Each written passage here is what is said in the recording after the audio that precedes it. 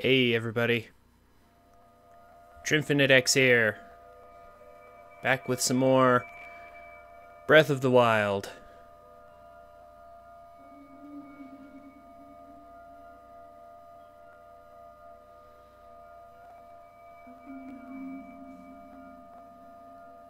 We're going to be starting a new playthrough today, in case you couldn't tell.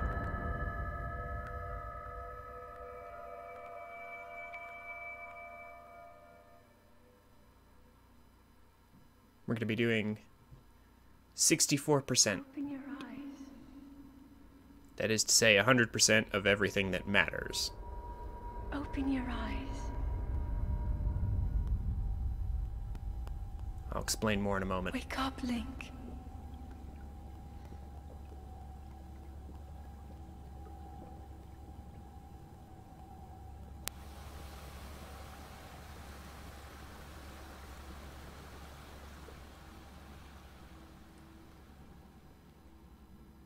I'm gonna let the cutscenes play out.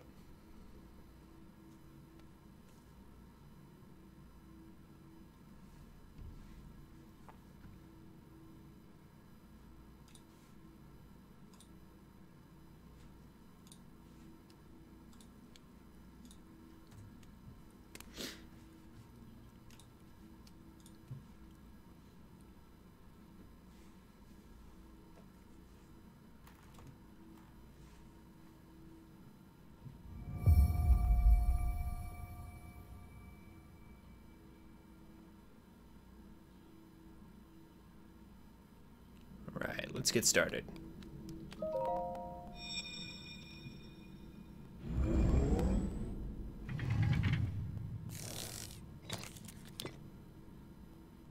That is a Sheikah slate. Take it. It will help guide you after your long slumber.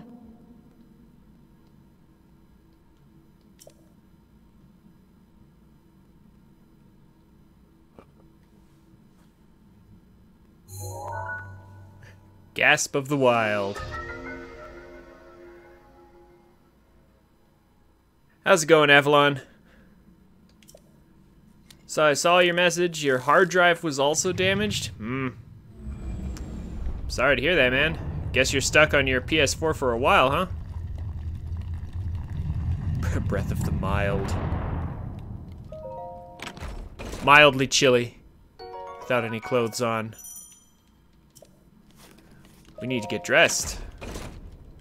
That is the first order of business, for sure.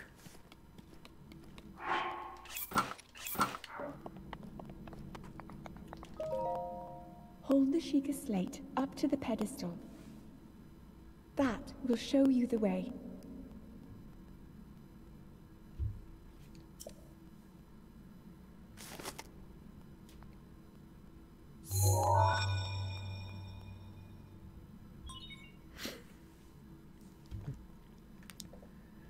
Tricky time tree. How's it going?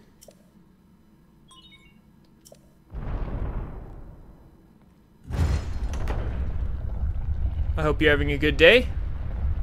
I'm about to start my 64% run right now.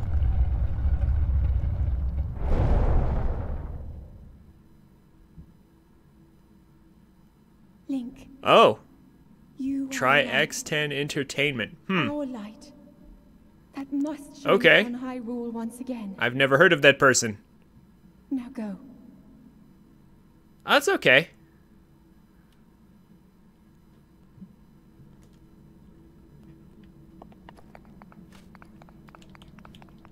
I'm happy you came back at all. Alright. So let's get the opening cutscene done with here. Taco Tuesday of the Bile. Yes, but this time I'm doing a full run. Like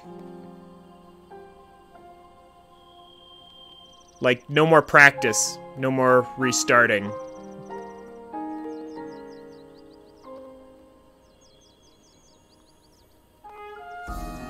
So this run is intended for those who have played the game once already and are interested in some nice, easy, simple tricks to maybe go faster and get, again, 100% of everything that matters.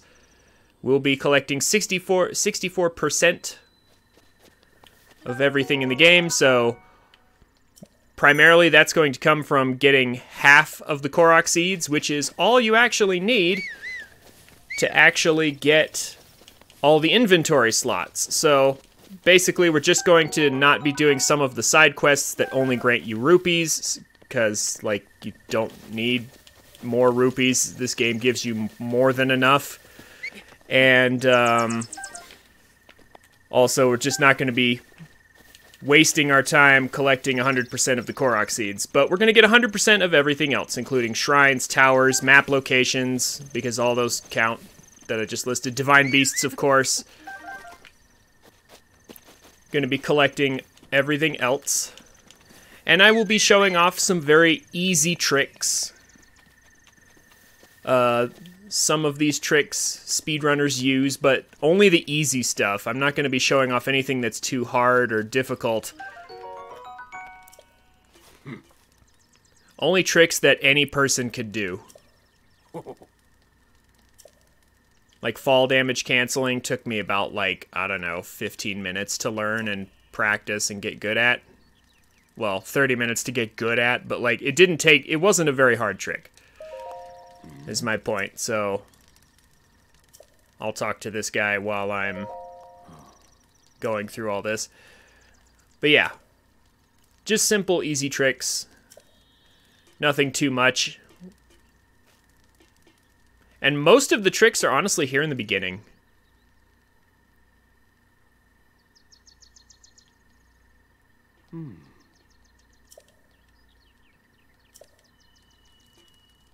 So, anyway, how y'all doing today? I hope you're having a good day. You still working on your playthrough, time tree?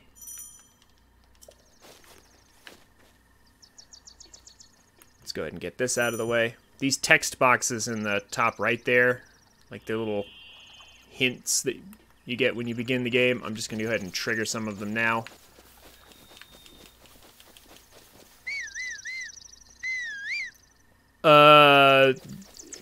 You cannot leave the Great Plateau until after you obtain the paraglider. You'll get voided out if you attempt to do so.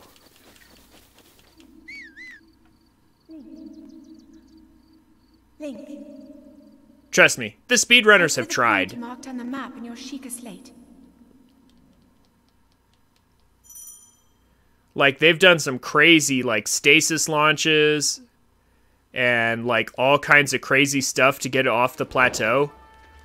And they've gotten off the plateau, but there's, like, an invisible barrier a certain ways through that voids you out no matter what. Like, you can get on the ground out there, but you can't go very far.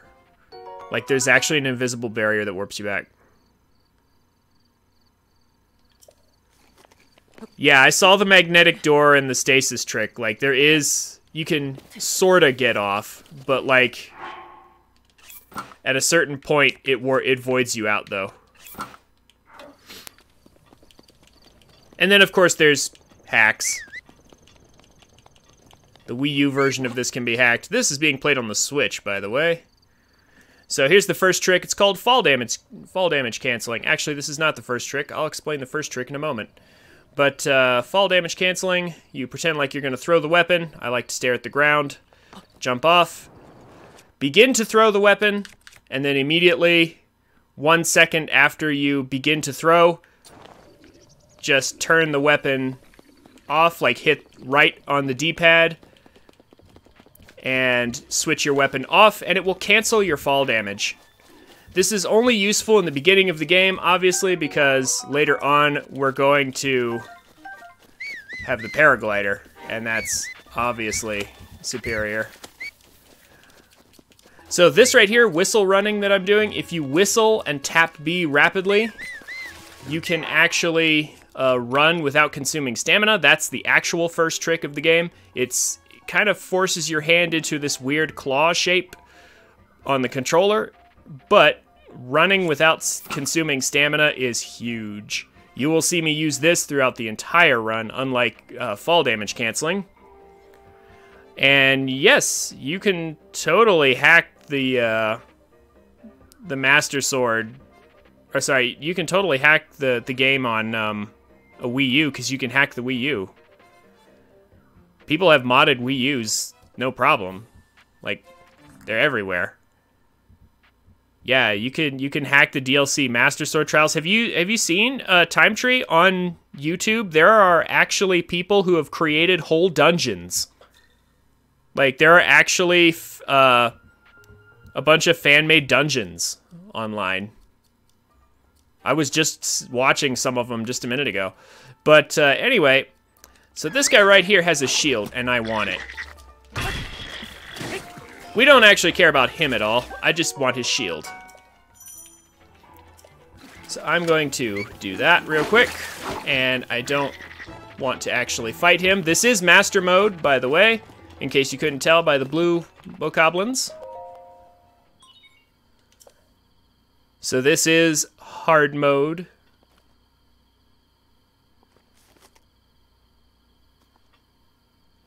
I do have all the DLC, and I will be going through all the DLC, because 100% of the DLC is definitely important. It's one of my favorite cutscenes.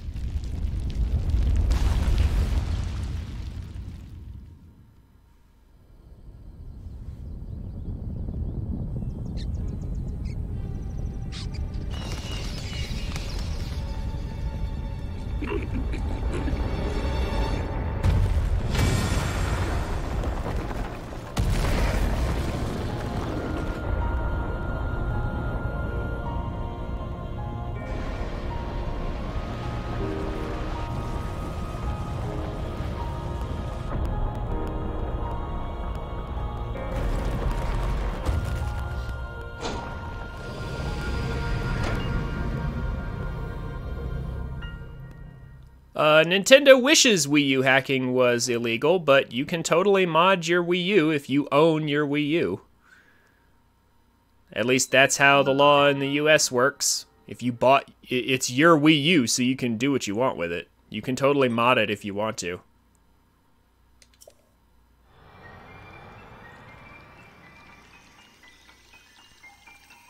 And lots of people have done it. Like, a lot of people. Like, I've seen so many YouTubers and streamers who have done it.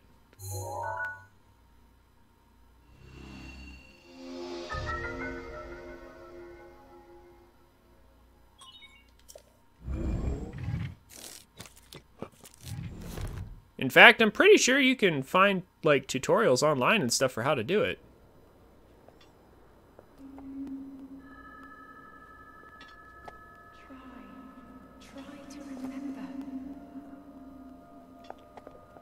You have been asleep for the past 100 years. The beast. When the beast regains its true power, this world will face its end.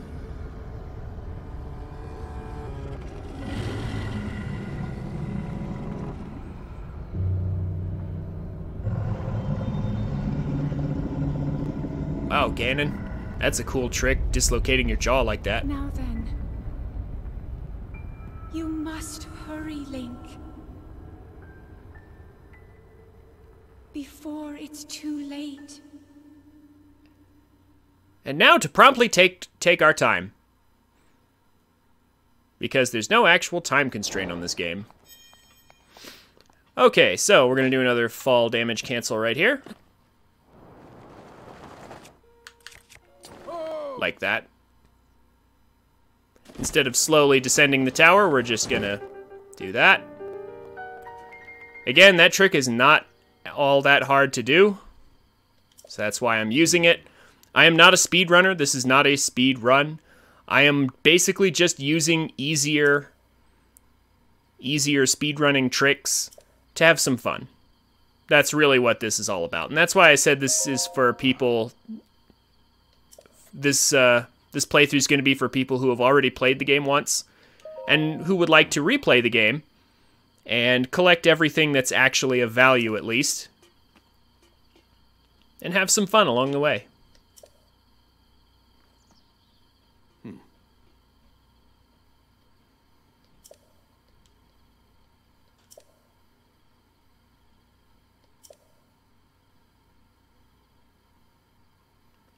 Well, then, there you go.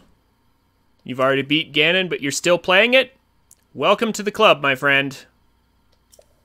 I've beaten this game like 12 times, but it's good enough to keep coming back to.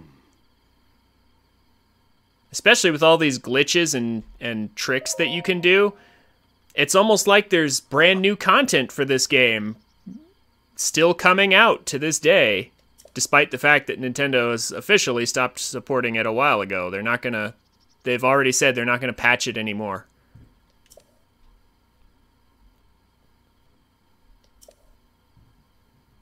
Ooh.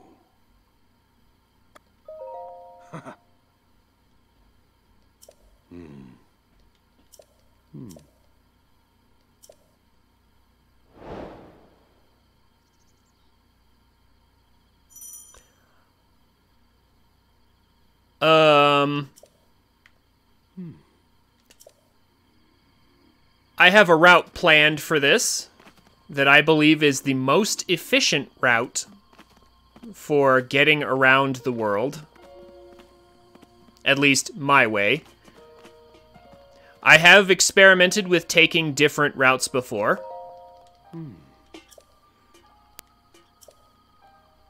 But again, I do want to be, maybe not speedrunner fast, but I do want to be efficient in the usage of my time. So, like, I am going to attempt to do things quickly, you know, kind of fast, sort of. Again, while collecting everything that actually matters in the game. We're going to climb down here carefully. Because, if possible, I'd like to get these fish, maybe, if I can. Come here, guys. These fish are worth a lot. There we go. In terms of health, we will need them for later.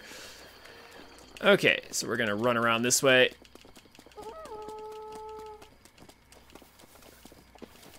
Going to not worry about those guys. And, hello, search. There we go. Oh, just a screw. Okay.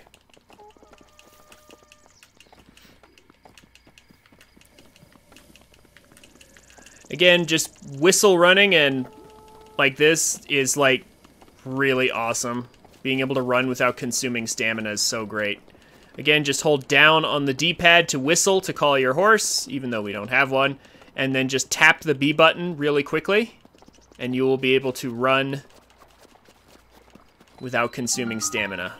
We're gonna grab this DLC EX chest right here, and then we're gonna head into our first shrine.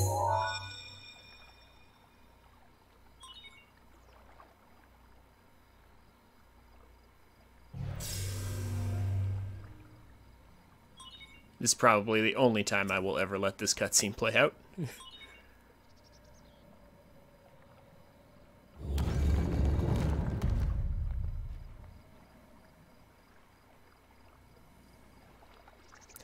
Yes, in fact, a lot of the DLC chests are found buried in the sand and stuff. Also, I'm glad you're mentioning Majora's Mask. We will be getting that, like, right as soon as we can leave the Great Plateau.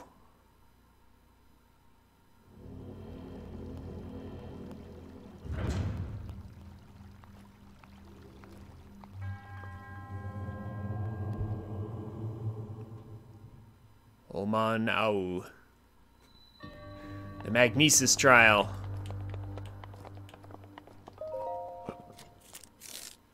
So there is one small trick we can do here in the Magnesis Shrine to save a little time. It's a nice, easy little trick that doesn't require too much practice.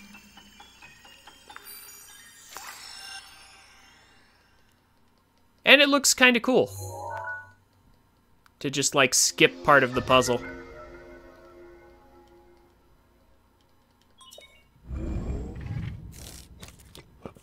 Also, even though it's not required, I'm probably going to get, like, all the treasures that are in shrines. Probably.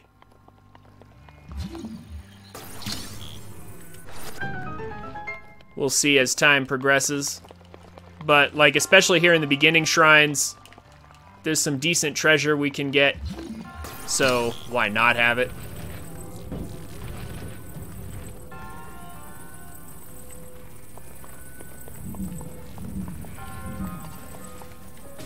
There we go. So we can kill this guy with Magnesis just by swinging that from side to side. So here's the trick in question. Hold your shield out. You'll notice Link won't walk over the edge. Jump. And do a shield surf to get a double jump in midair. And you can just skip moving the platform. Alright.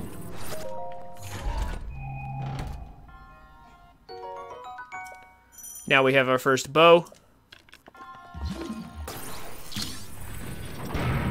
We're gonna open this up. Make sure to open it all the way, as the doors will spring back. And try to close if you only open it a little bit.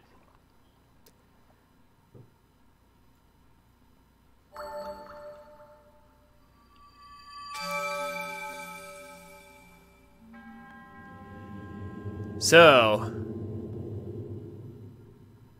now that we've proven to possess the resolve of a true hero, you'll notice this guy's hands are in the shape of a triangle there. He is not trying to perform the Kikoha, or the Kikoho. His hands being in that particular shape actually have some symbolic meaning that will come to light in just a few minutes.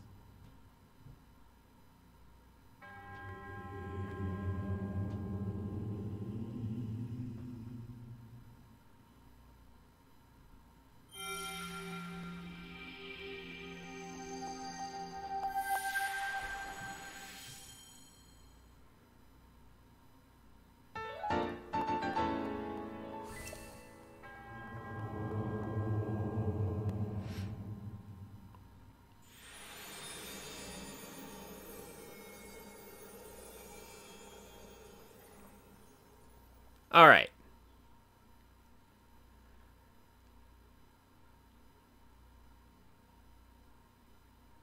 So with our first spirit orb obtained, we have to talk to the old man again.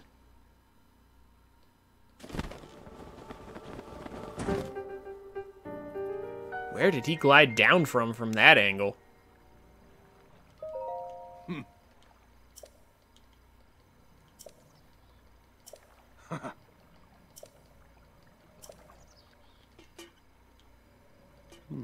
I'm just gonna go through his dialogue quickly. I apologize if this is too fast for some, but you can always pause.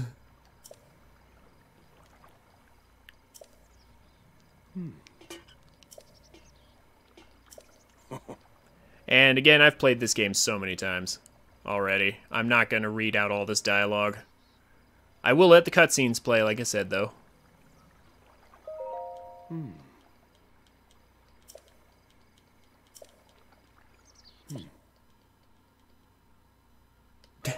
He wants us to climb the tower again.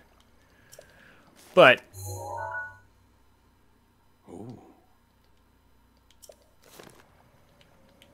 this is where they teach us about warping.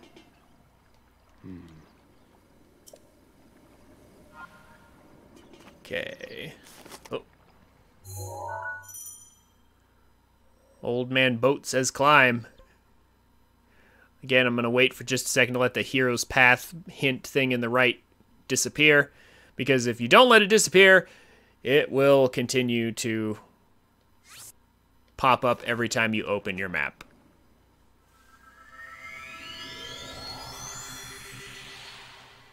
So we're going to warp to the top, talk to the old man, and then do another fall damage cancel to get off of there. Because we don't have the paraglider yet.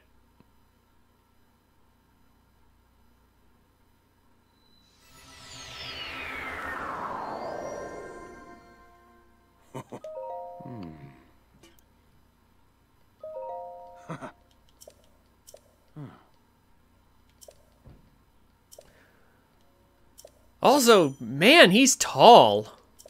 Like, Link's a young adult. Should be almost to his full height. And, like, geez, this old man is huge.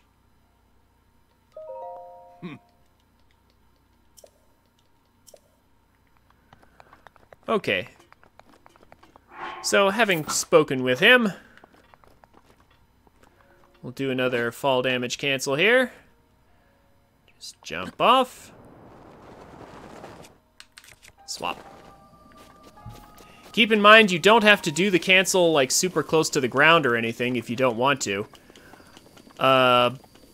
Wherever you do the cancel is where your fall... is where your height will be calculated from when you touch the ground. So, like, you could cancel it halfway down a fall and then take half the fall damage you would have taken, I guess. But if you wait till you're close enough to the ground, you can just take no fall damage. So there are some Guardian remains around here. We're not going to bother fighting any of those. Like, why would we? We're going to go ahead and skip past all of that. There is a Korok seed right here that I am not going to collect yet. We have not collected our first Korok seed yet. There's a reason for that. There is a reason for that.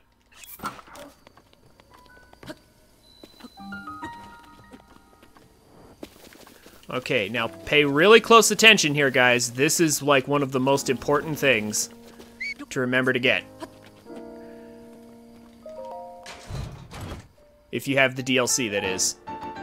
The Nintendo Switch shirt.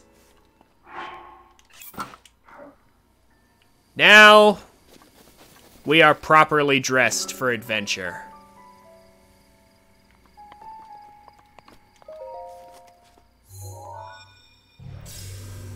Who needs immersion?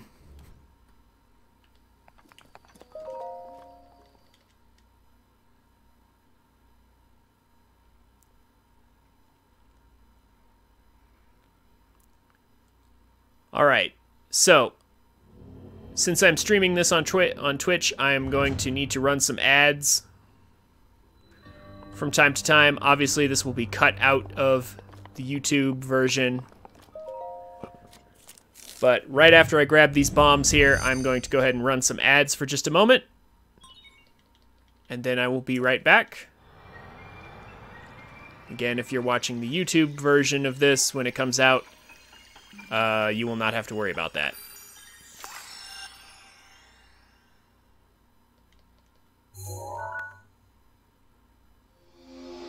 And now we have explosives.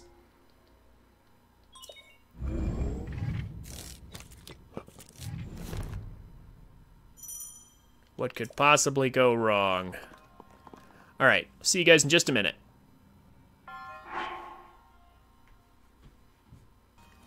Okay. Welcome back, everyone. We just acquired explosives. Be careful not to blow yourself up with them.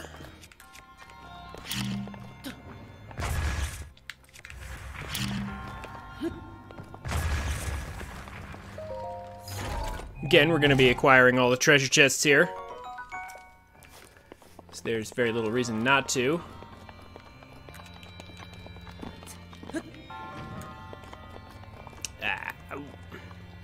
May have to wait for this. However,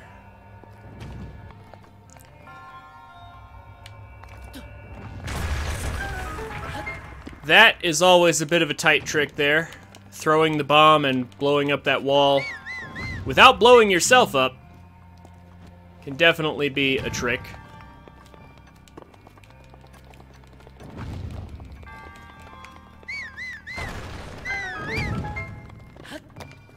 Gonna save as much time as possible. I know that bomb landed in the right place.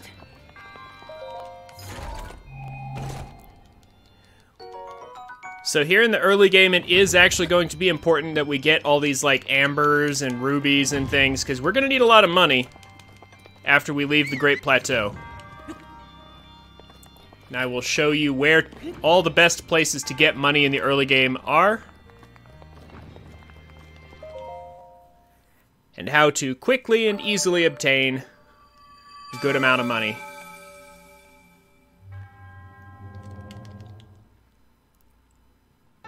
So you notice this guy has his hands in a triangle as well, but they're off down to the left a little bit there.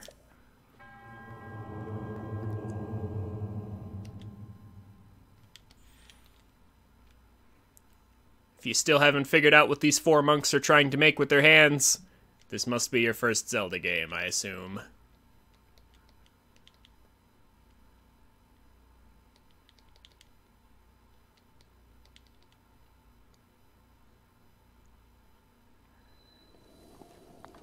Anyway, from here, we could make our way this way.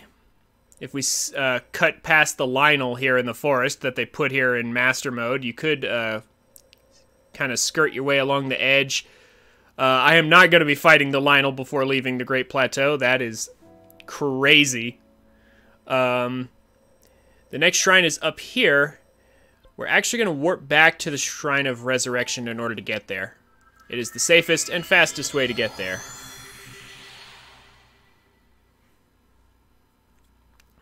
And it doesn't require burning a lot of stamina. First time I played this game, I actually went that way.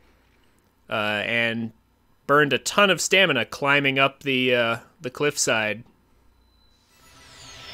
Because I didn't realize there was a much easier path to get there.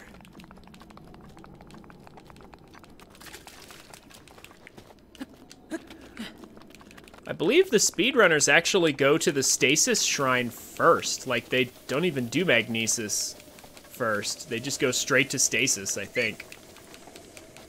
Because there's, like, a bunch of tricks they do with it.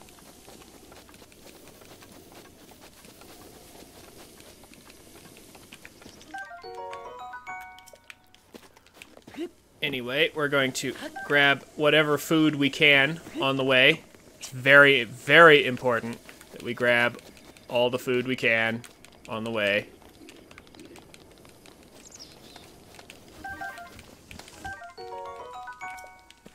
Just,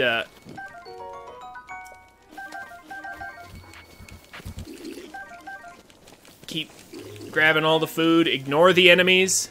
There's no reward for fighting enemies, usually, in this game.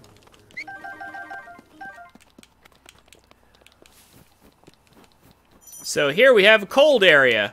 Like, despite the fact that it's, like, look at this, look at this. Right here, we're safe, but we take 2 steps this way and suddenly it's so cold that we start taking damage. The climate zones in this game do not always make sense.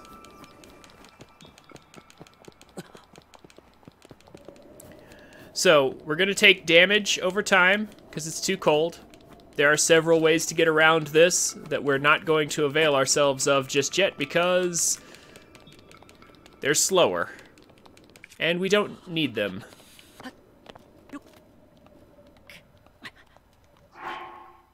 So, we're just going to be burning through our food supplies, basically, to get through this. You want to jump twice and wait till you're at the last bit of stamina you can, and then you will just barely be able to climb this wall. And now from here, it's just an easy run over to the shrine.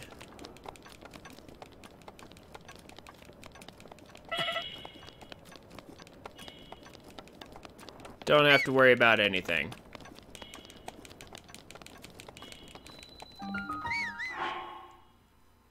That snowman on fire emote is actually going to be most appropriate later on, perhaps. Actually, no, maybe it won't. It's like, you can actually just, like if you're standing in like the volcano area in Eldin, you can just like eat food to overcome the fact that you're on fire. That's what the speedrunners do, but there's actually some easy fireproof elixirs that we can get. But actually, we might need to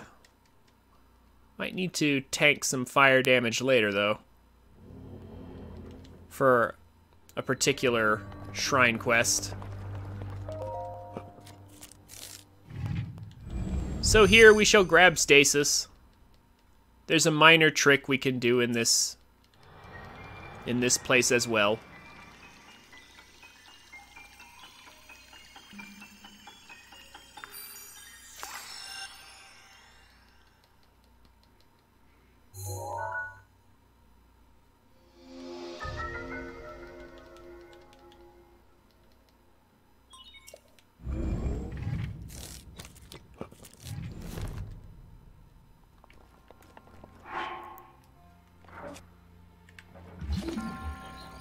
There we go.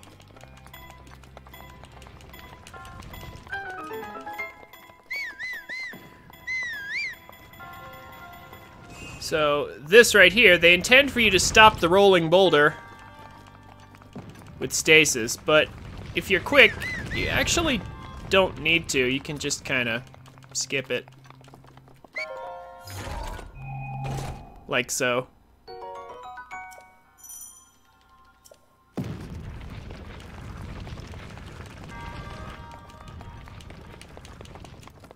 There's nothing that way. Run forward and grab the iron sledgehammer here. This is very important. This is where they try to teach you how to throw your weapon. I equipped that tree branch from earlier for a reason.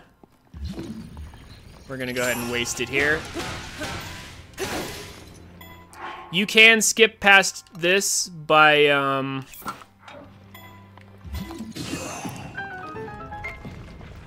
doing a shield jump to this ledge right here, but it's a little bit tight, so I choose not to do it. Also, you can totally cancel stasis at any time just by hitting the rune again. This guy's hands are making an upside down triangle, kind of in the middle.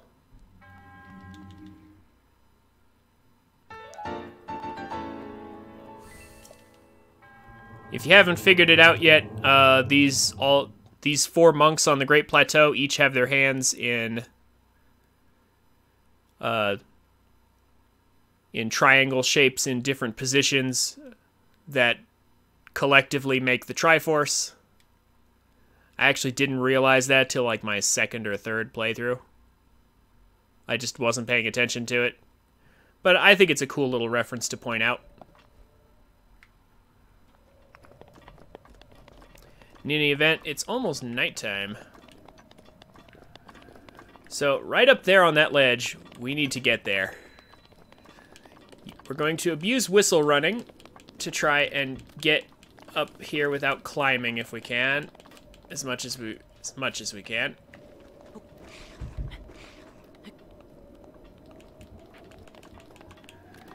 Try and get back as much stamina as possible. And get up here. Make sure you uncrouch, because coming up that ledge, the game will force you to crouch. So there's a second iron sledgehammer there. I actually didn't know that until like my 12th playthrough, till like the last time I played this game. It's pretty crazy. Anyway, we can make it up here without too much grief. I'm just sorting everything, just to keep stock of what I have.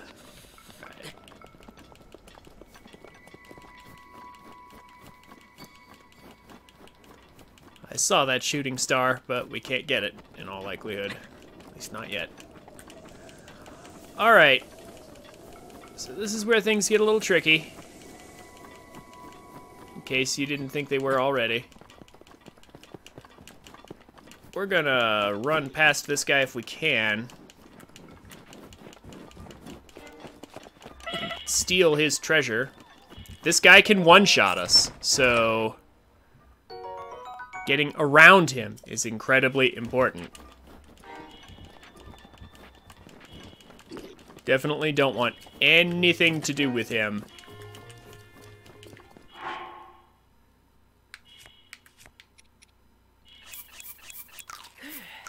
eat food to get through the cold.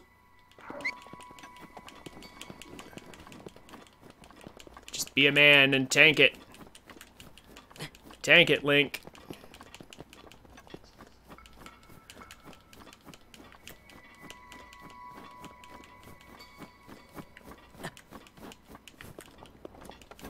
Probably could have surfed down there, but... So next up we're going to want to get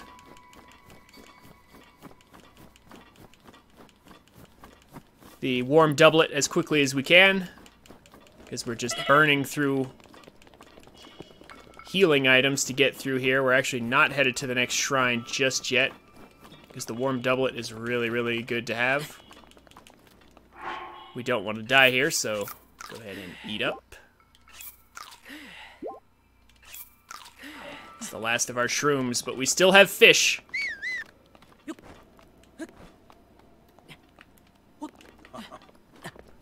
Go ahead and talk to him. It's too bad we can't get that shooting star over there. At least not yet.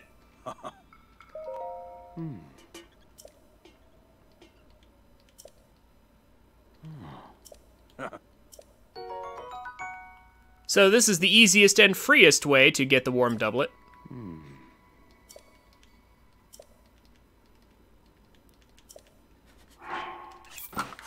We have to take off our Nintendo Switch shirt for it. So right here you can check this rock to get an amber, a flint, or even as high as an opal. And now from here, we're gonna want to actually go back this way. Carefully. There are some Korok seeds nearby that are easiest to collect now. We could get them later, but that's a lot more back traveling than we have to do. And since we have the warm doublet, we now no longer have to worry about like cold damage or anything. So right here at the edge of this wall is where we want to be. In fact, right around the corner. It's where we will get our first Korok seed.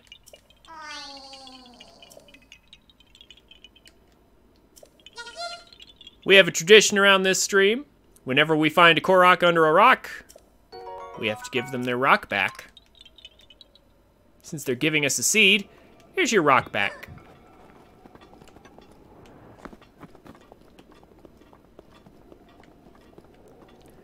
And here's our second one.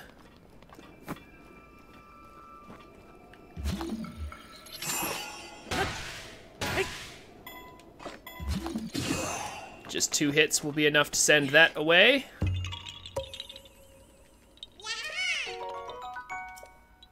Here's another one under a rock. Here, have your rock back. How many rocks would a Korok rock if a Korok could rock rocks? The answer is 900, actually. There are 900 Korok seeds in this game. And if you really love to be bored, you can go ahead and collect all 900 of them. I have already done that in a previous playthrough that I have uploaded to YouTube. It was boring. It was absolutely unbearably boring doing the 900 Korok seeds. Playing it, and I imagine watching it too. Like, oh my gosh. It was so obnoxious. We're only, like I said, we're only going to collect 450. That's just half of them.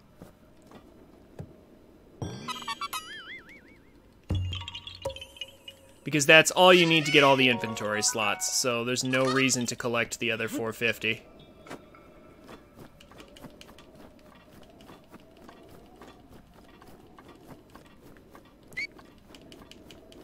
Okay, so now...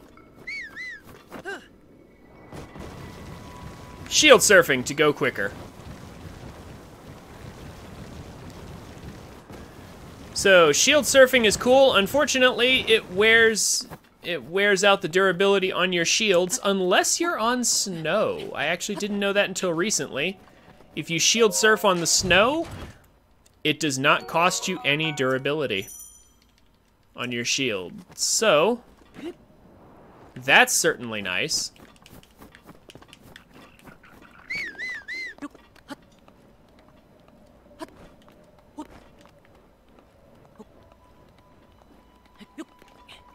We're just gonna climb up here and avoid all those guys. Again, there's no real reward for fighting enemies in this game. Like, I mean, I guess you get monster parts, right? But monster parts actually aren't worth very much, at least not these low-level, for these low-level enemies, they're not. And also, it oftentimes costs more durability on your weapons than it's worth to kill the monsters. And like sometimes camps will have like a treasure chest you can only open if you kill all the monsters in the camp. Most of the time those treasures are just like progressive based weapons. So like progression based weapons are weapons that are stronger based on your progress in the game.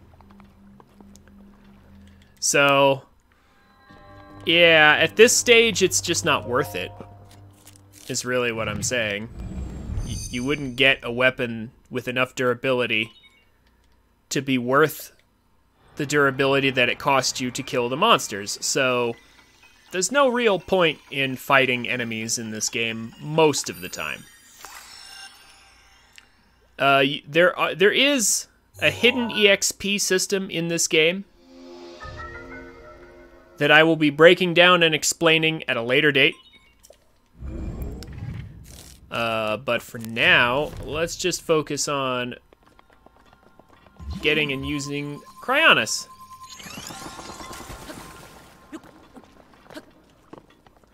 So this shrine has a couple of skips in it,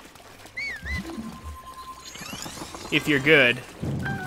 But honestly, I find no real reason to use them. This little guy right here can be a pest.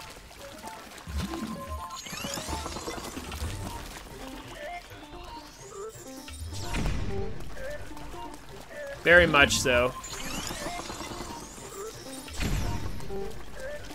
I'm gonna try if I can to back him into a corner. Whoa.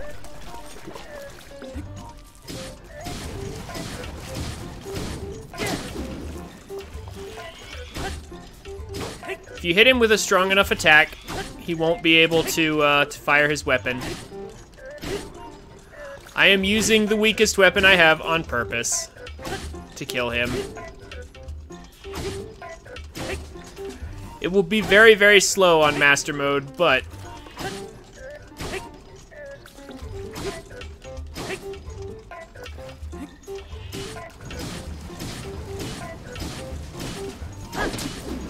make sure you don't run out of stamina.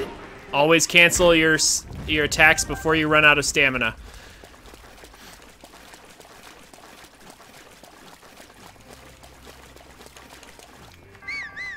So I actually only learned recently that you can aim this underfoot by pressing down on the D-pad, and it will always lock underneath you. And then you can press down again to have free aim.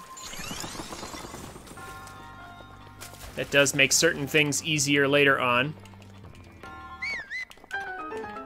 Oh. I completely forgot about this, however. Here's a good example of using it. Right here. Almost forgot about this. Traveler's Spear is not worth that much, but it's the early game. And it's a treasure chest in a shrine. Might as well, right?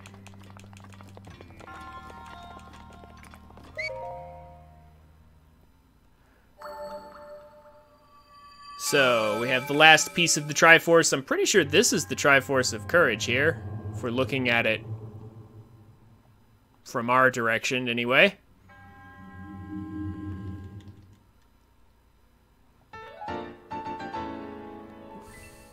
The last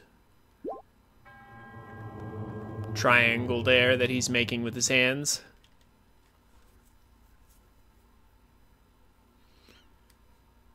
Or maybe I've got them backwards. I know the Triforce of Power is on top, and the Triforce of Wisdom I thought was on the left, and the Triforce of Courage I think is on the right. I'm pretty sure that's right, but I might have left and right. Yeah, I might have Wisdom and Courage mixed up. Not 100% sure. So just in case you were not already aware, time does pass while you're in a shrine. Like time of day and stuff outside does pass while in a shrine. So that's how come it's morning already.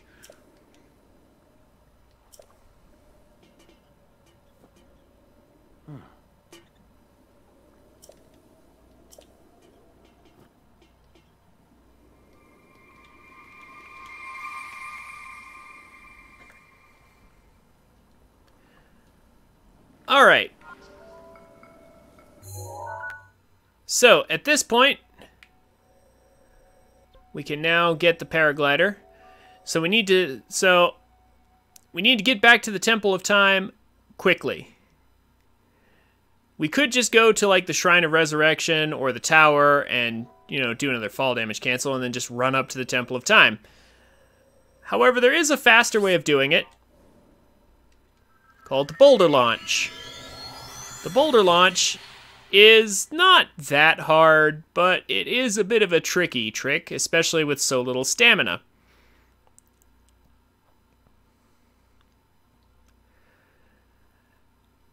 I'm going to try and do the boulder launch method because it is faster, and it is much cooler looking. The speedrunners actually use this in, like, legit speedruns to get to the Temple of Time quickly. Ooh, that doesn't look so great. So we're gonna use this bomb right here.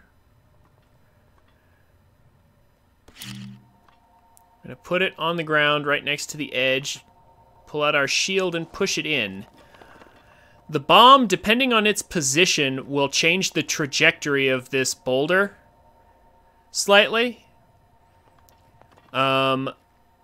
So the place you land will not always be entirely consistently the same based on how the bomb falls in there. But basically, boulder launch is kind of what you're probably thinking it is already at this point. You want to line yourself up with this part of the boulder. So right about here.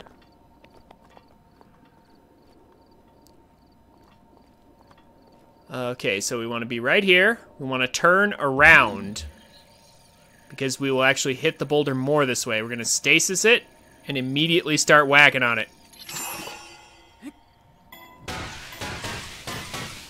Cancel before you run out of stamina. Blow the bomb up. Jump on. Make sure your climbing animation has stopped. Oh! And I killed myself. Ouch. Okay, if your position is wrong, that's what will happen.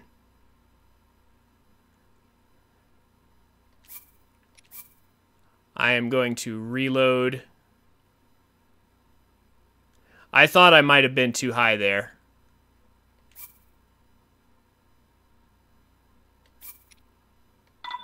Thankfully, the autosave is here to save us.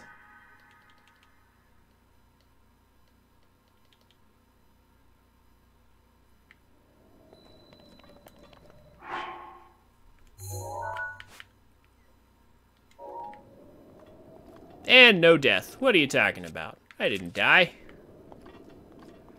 Okay.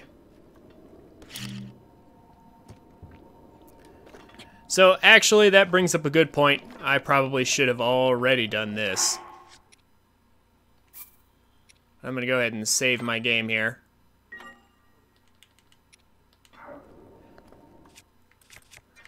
You don't want to be too high up on the boulder, obviously, or you will take the hit, and that's not good. So right about here, stop time, And then I hit it way more that time. Use that. Make sure your climbing animation is completely stopped. And now make sure you jump off the boulder before it hits the ground, or you will take a lot of damage and die from that too. So there we go. Not too bad, just one minor mishap.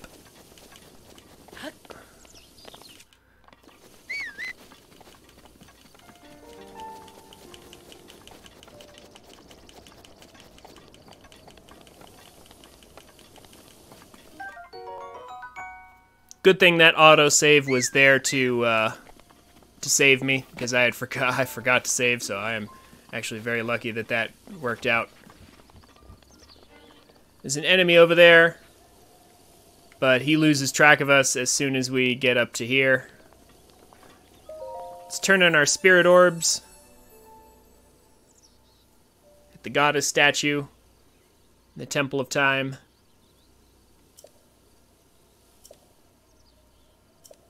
The Temple of Time music that plays here was actually pretty good. Like, it's slow piano music, but it's beautiful, and it only plays here in this specific area.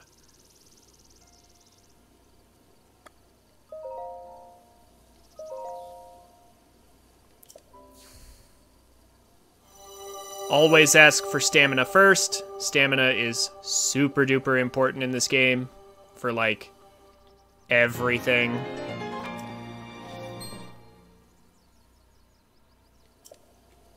Even though we can run without consuming stamina, climbing and swimming and gliding still require stamina.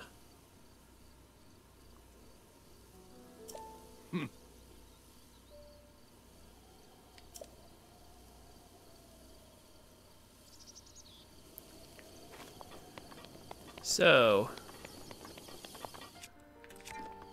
before we go see the old man, there are some goodies to have here.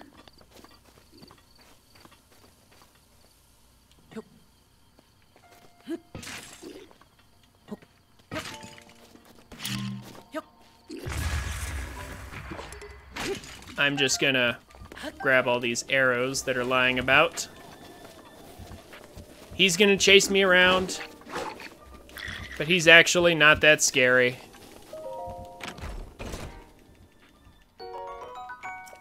Not super worried about him.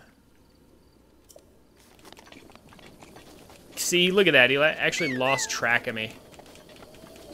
Crazy. But I mainly just wanted the arrows that were in those, that were in that pot there. That was my primary objective there, because it's good to have arrows. Along with rupees, arrows are a much-needed resource in the early game.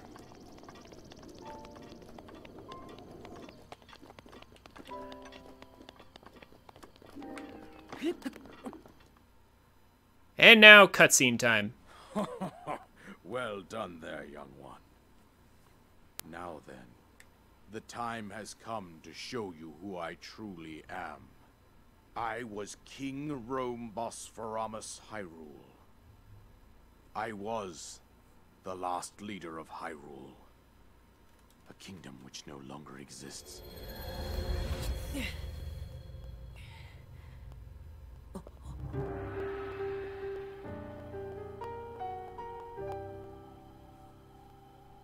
The Great Calamity was merciless. It devastated everything in its path, lo, a century ago. It was then that my life was taken away from me. And since that time, here I have remained in spirit form. I did not think it wise to overwhelm you while your memory was still fragile. So rather than that, I thought it best to assume a temporary form. Forgive me. I think you are now ready. Ready to hear what happened 100 years ago. To know Calamity Ganon's true form, one must know the story from an age long past. The Demon King was born into this kingdom, but his transformation into malice created the horror you see now. Stories of Ganon were passed from generation to generation in the form of legends and fairy tales. But there was also a prophecy. The signs of a resurrection of Calamity Ganon are clear, and the power to oppose it lies dormant beneath the ground. We decided to heed the prophecy and began excavating large areas of land. It wasn't long before we discovered several ancient relics made by the hands of our distant ancestors. These relics, the divine beasts, were giant machines piloted by warriors. We also found the Guardians, an army of mechanical soldiers who fought autonomously. This coincided with ancient legends, oft repeated throughout our land.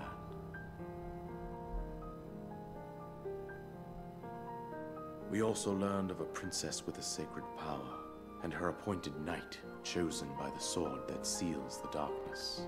It was they who sealed Ganon away using the power of these ancient relics. 100 years ago, there was a princess set to inherit a sacred power, and a skilled knight at her side. It was clear that we must follow our ancestors' path. We selected 4 skilled individuals from across Hyrule and tasked them with the duty of piloting the divine beasts. With the princess as their commander, we dubbed these pilots champions, a name that would solidify their unique bond. The princess, her appointed knight, and the rest of the champions were on the brink of sealing away Ganon. But nay. Ganon was cunning, and he responded with a plan beyond our imagining.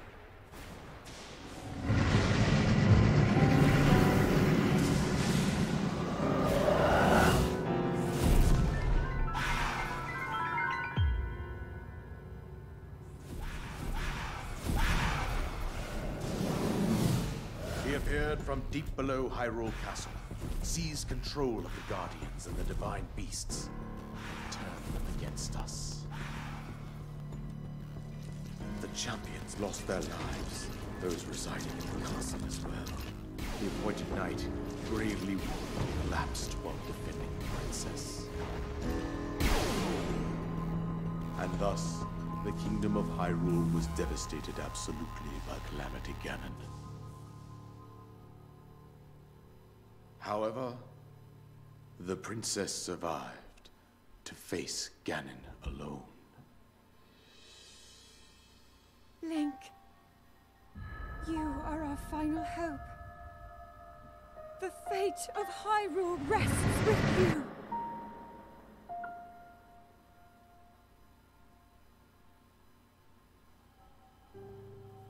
That princess was my own daughter, my dear Zelda. And the courageous knight who protected her right up to the very end. That knight was none other than you, Link. You fought valiantly when your fate took an unfortunate turn. And then, you were taken to the Shrine of Resurrection. Here you now stand, revitalized 100 years later. The words of guidance you have been hearing since your awakening are from Princess Zelda herself.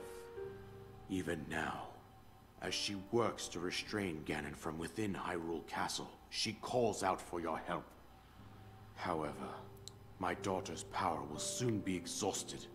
Once that happens, Ganon will freely regenerate himself, and nothing will stop him from consuming our land. Considering that I could not save my own kingdom, I have no right to ask this of you, Link. But I am powerless here. You must save her, my daughter, and do whatever it takes to annihilate Ganon. Somehow, Ganon has maintained control over all 4 divine beasts, as well as those guardians swarming around Hyrule Castle. I believe it would be quite reckless for you to head directly to the castle at this point. I suggest that you make your way east out to one of the villages in the wilderness. Follow the road out to Kakariko village. There you will find the Elder Impa. She will tell you more about the path that lies ahead. Consult the map on your Sheikah slate for the precise location of Kakariko village. Make your way past the twin summits of the dueling peaks. From there, follow the road as it proceeds north.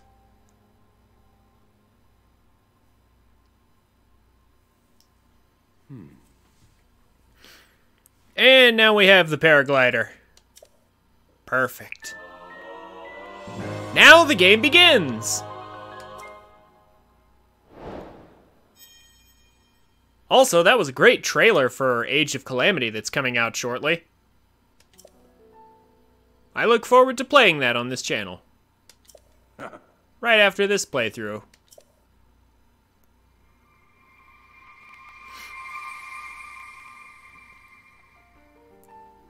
So, Time Tree, are you planning to buy, Hyrule Warriors Age of Calamity? You planning to get that game?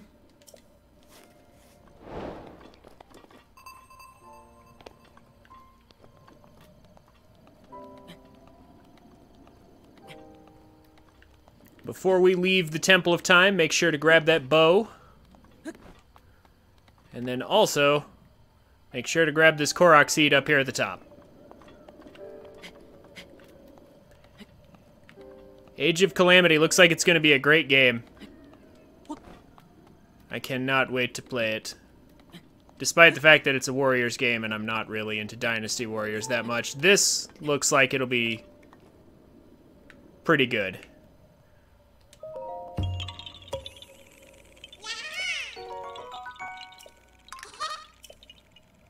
Who knows, maybe this will even convince me to go back and get the other Hyrule Warriors.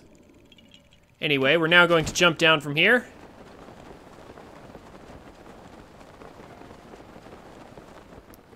We're going to grab this Korok seed. We could have grabbed this earlier, but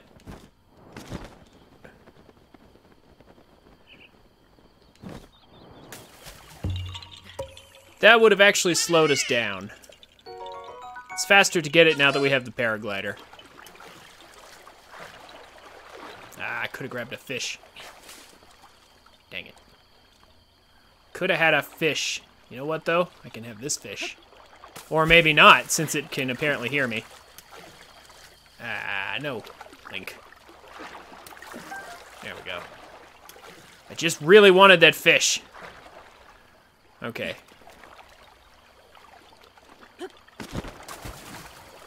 Also, since we have places to fast travel to now, we don't have to swim out of this lake. This lake once we have come into it.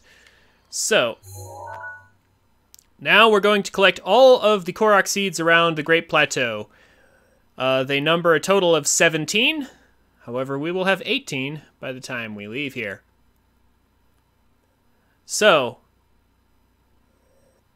we're going to start with the bomb shrine here. Earlier, Time Tree mentioned a certain metal door that you can use to get to Hyrule early. And indeed you can.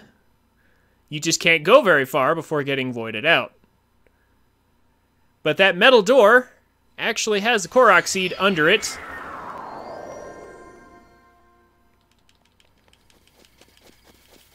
As well as another Korok seed down in Hyrule, basically right next to it. We don't need that. We're just here for this.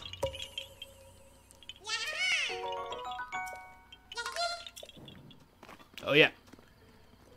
Here's your rock back.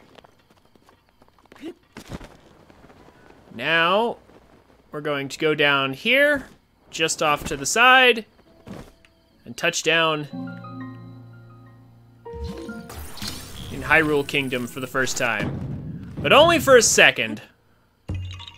We're only here to grab this Korok seed, and then we're going right back to the Great Plateau for a few more minutes, and then we'll finally start our journey. Here's your rock back. And now, the reason I wanted to get that particular Korok seed, besides the fact that it was literally right next to the one we just collected, is that there is a Korok seed in the Shrine of Resurrection. It does not spawn until after you enter Hyrule Kingdom, so you have to touch the ground outside of the Great Plateau before this Korok seed will even appear.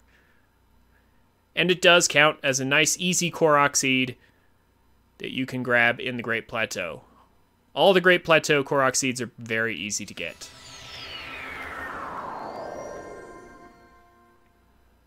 So there's certainly no reason not to grab this one.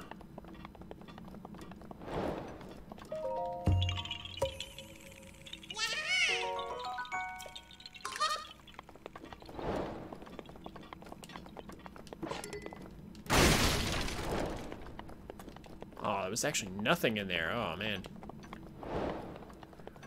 Oh, well. So we're getting a whole bunch of EX this and that on the screen right now.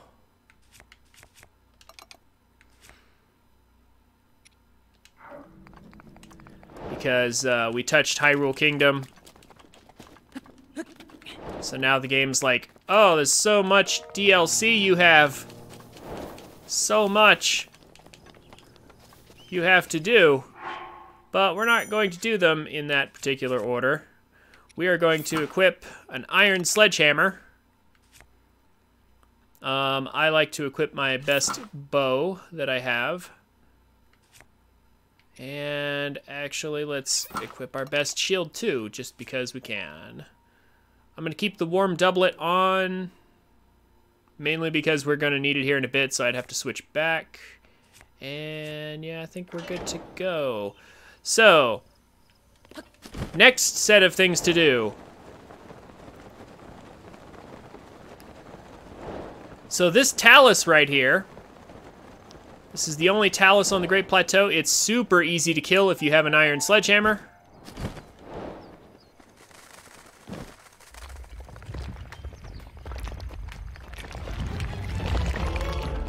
Ah, almost. It is possible to stay on the talus and not fall off.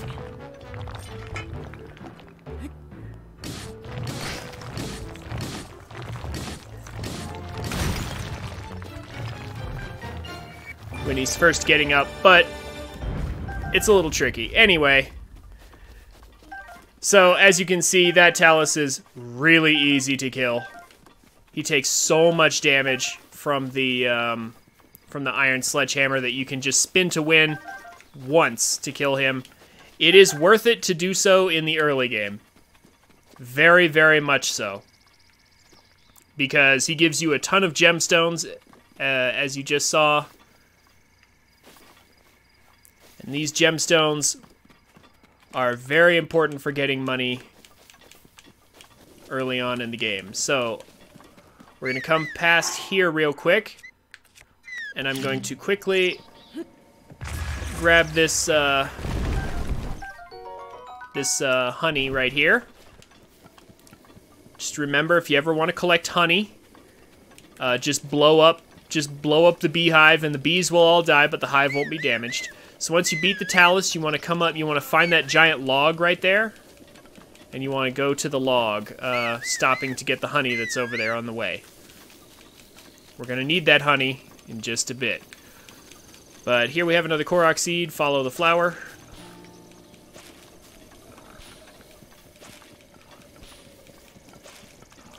Pretty easy.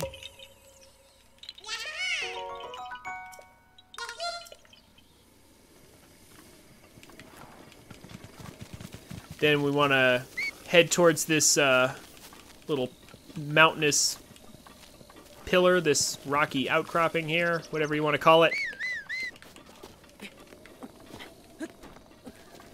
Get up to the top. And of course there's a rock on top of it in a very suspicious place, therefore Korok seed. Here's your rock back. Then from here, you want to aim yourself to the campsite. We're kind of making a zigzag motion across the map right now. Once here in this campsite, you can pick up some free arrows. And a shroom, because why not? We don't really need the bow. We already have enough bows. We're gonna blow up that leaf pile and collect yet another Korok seed right here. Here's your rock back. Okay. So from here, we should have those three, and we just beat the Talus. So next up, we're going to warp back to the Magnesis Shrine, where we will collect some more things of great value. Right after an ad break. I will see you guys in just a minute.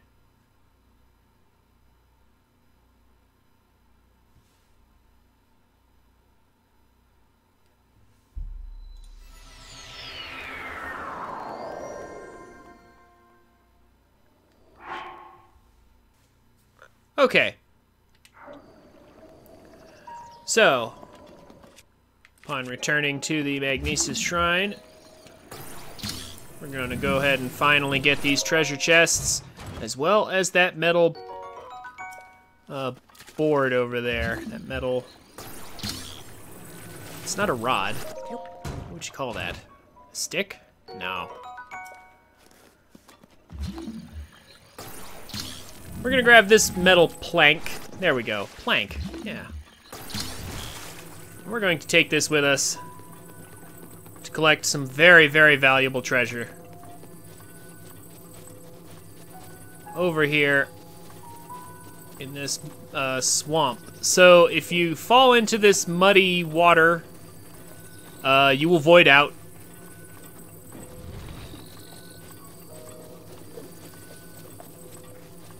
Also, we could probably use Cryonis here. Like,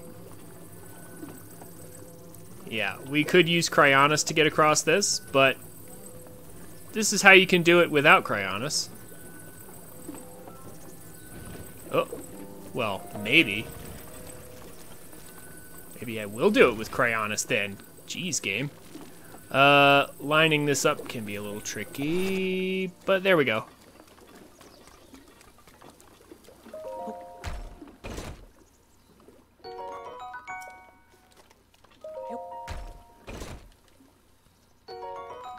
Now I'm curious. Can I just use Cryonis to get across? Yeah, I can totally just use Cryonis to get across, can't I? Yep. Okay, that's another way to get across.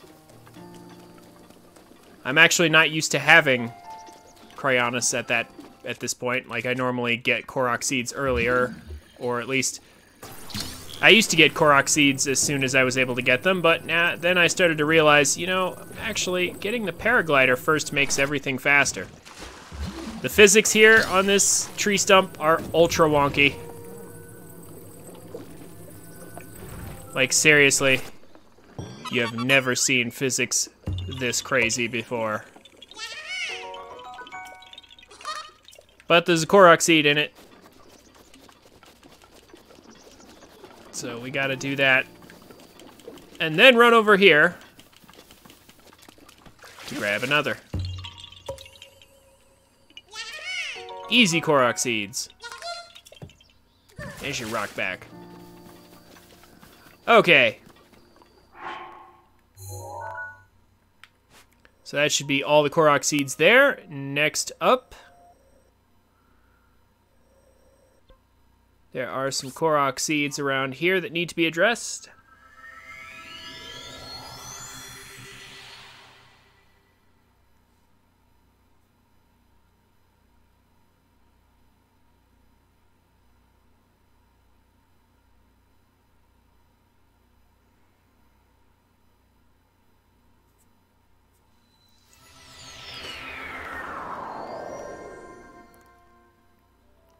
So the first thing we're going to do is something we could have done earlier, but it would have been harder without the paraglider. carefully place that. And glide right here to get this chest. This freezing water right here will kill you very, very quickly if you fall into it. So if you fall in, warp immediately. Like, don't waste any time. Warp immediately if you fall in. Same thing with that entire river down there. If you fall into that water, just get out of there. Use warp and leave immediately. Don't waste any time.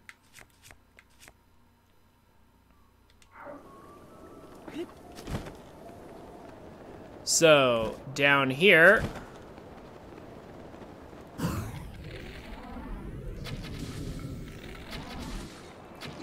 Ooh, ow, whoops. Oh, a shock arrow. Hi. Okay. That's not what I expected, but... Oh my gosh, we can actually collect those shock arrows, too. I'm gonna make sure we can get that and not mess this up. Okay, so... Shock arrows really, really early. If you're careful. And of course, if you're on master mode, this platform will not be here if you're not. You can get a really solid soldier bow from that. Climb back out of there. Okay. So that didn't go quite exactly as planned, but it went well enough. I'm going to heal.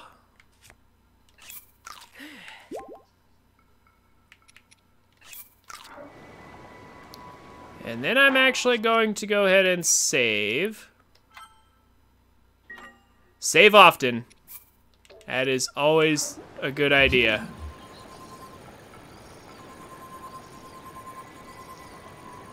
Earlier on, I was lucky that that autosave was there to fix all my problems. And this right here is part of the reason we save, folks.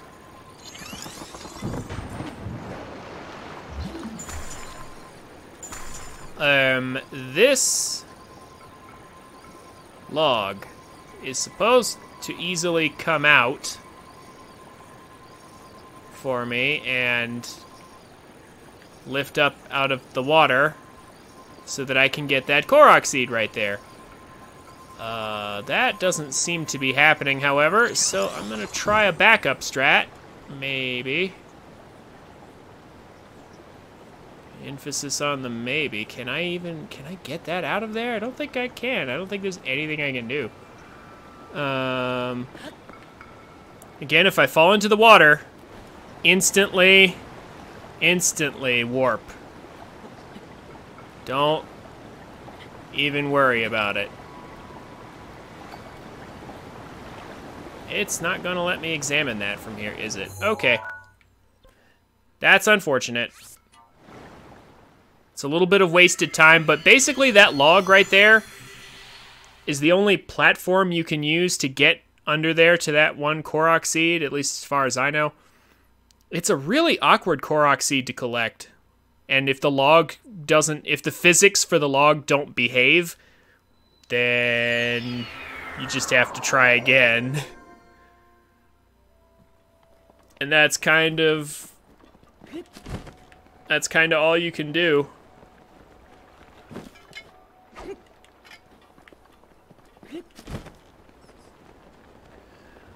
So, let's try that again.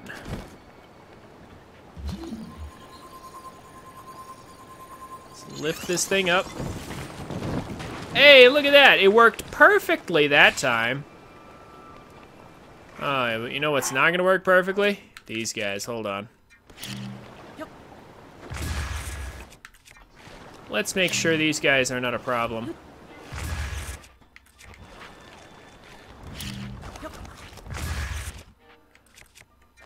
Killing these guys with bombs is most efficient, because bombs are free in this game. That is actually one of One of my favorite parts about this game over other Zelda games. The bombs are free.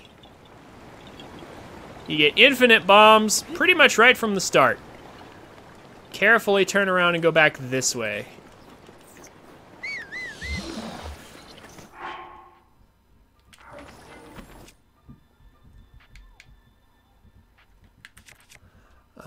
We're gonna go ahead and... Ow. Kill this. The ice keys. The ice keys, killing them at this stage in the game is actually kind of worth it because their parts can be sold for a good amount of money.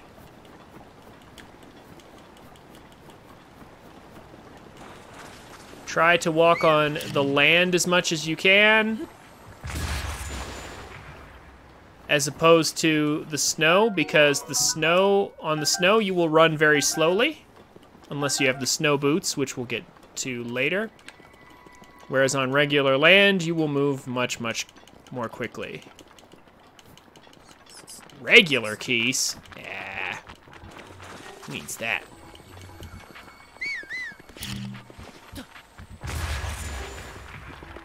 Again, I am only interested in grabbing these parts for the money.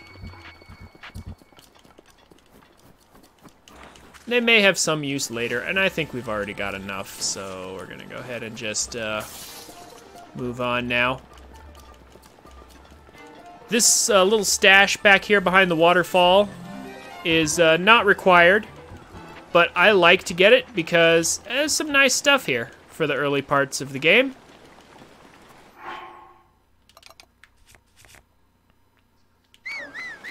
It's a soldier's broadsword. That's actually really good in the early stages.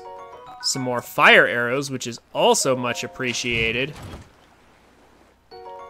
Regular arrows. And another bow. Because why not? So, that said, our arrow stash is looking really, really nice. And we have more and better weapons. So, again, do not fall in the water. That would be very bad. And now back to some more Korok seeds. We are almost done with the Korok seeds on the Great Plateau.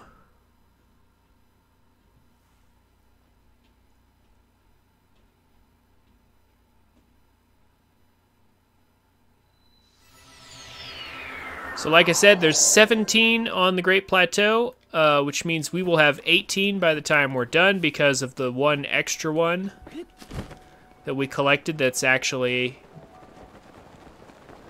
down in Hyrule and not here. Unfortunately, we cannot blow open this ice with bombs, even though that would make sense. We have to use fire arrows.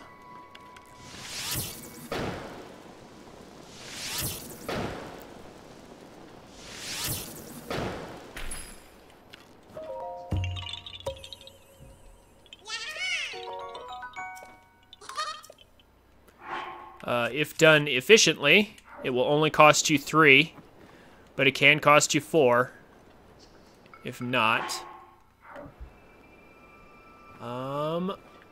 Down here, I'm actually going to take a quick detour down here, because there's another Korok seed right at the bottom of this waterfall. And I really feel like, I mean, why not just get it, since it's right here. I'm gonna grab that. We're not gonna get hit by that. We can also grab all of this treasure that's right here pretty much for free.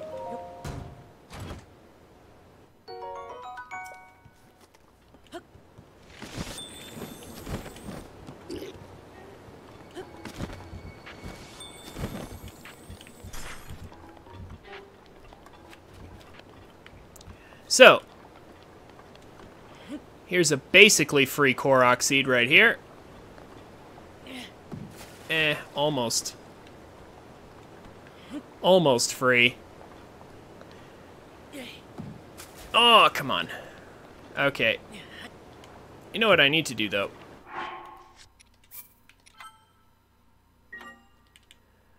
If I end up having to reload, all of the rocks will respawn. There we go. Got it. I normally don't bother with these ones, with these particular types of Korok seeds, but that one's easy enough. So now we should have 19 by the time we're done with the Great Plateau, because that one was just right there.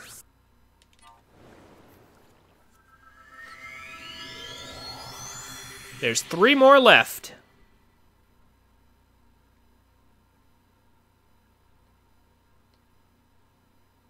And 2 of them are sadly a bit out of the way.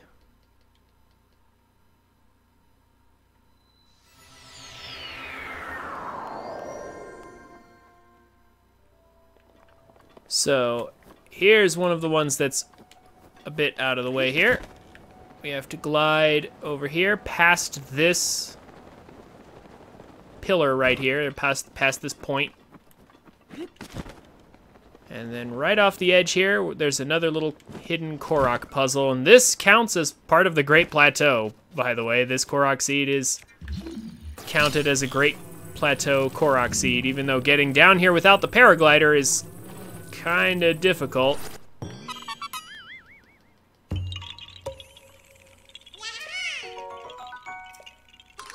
Easy Korok seed. Now, getting back up is much harder than warping, so we're just gonna warp back.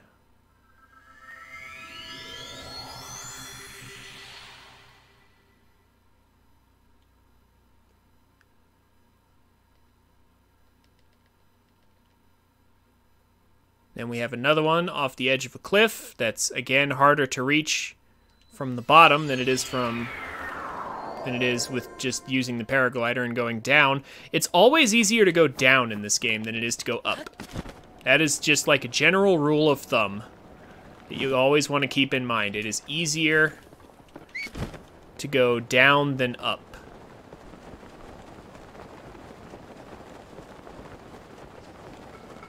So whenever you're planning a route of any kind to do pretty much anything in this game,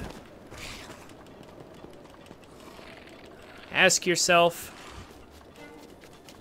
when trying to find out where to start, ask yourself, like, how much downward travel can I have? Like, the more downward travel, the better. The less you have to travel up, the faster you will be. Also, how did that not work just now? What? Get in there.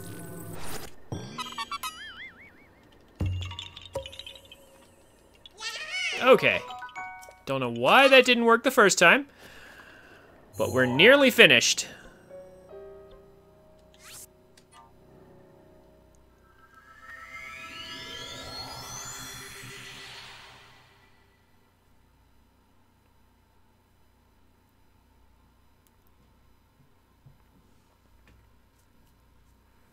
One last Korok seed and a bunch of cooking, and then we can finally leave the Great Plateau for real.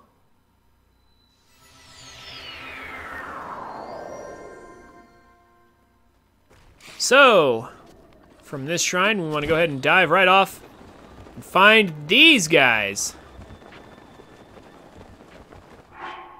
And we want to kill them right away. I'm going to go ahead and equip this. Going to not use fire arrows here. I'm going to use regular arrows. Drop down and say hello.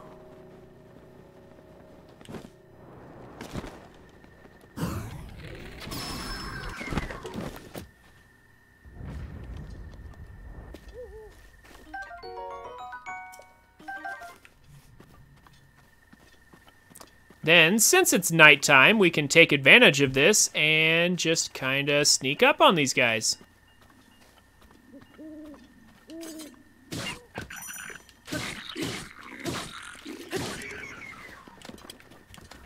And then these two right here look like they want to be a pain, so let's just blow them up.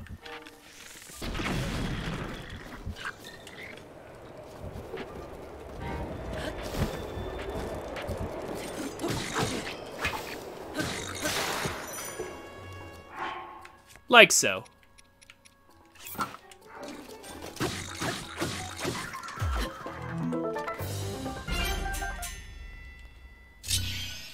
Might as well get some use out of those bomb arrows somehow, right?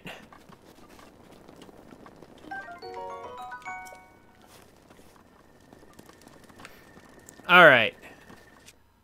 So behind this, these wooden barriers here, this little cave, there's some bees and another hive that we can collect. Again, we'll just blow it up because that's clearly how we deal with things. We're Link, so we just blow things up. That's how it goes.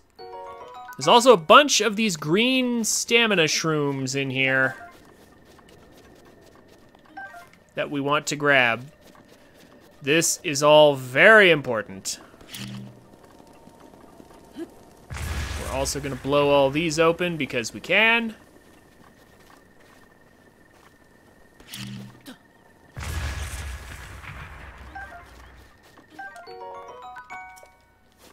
Inside, we will find some fruit that we can gather, so why not?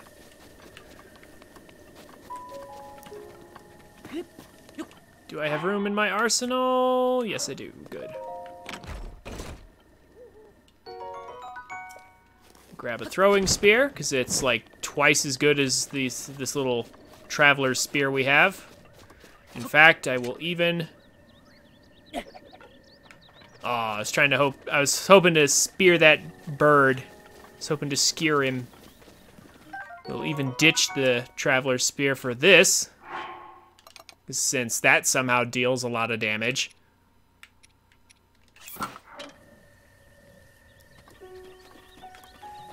Alright, now we're gonna go around and we're gonna collect these stamina shrooms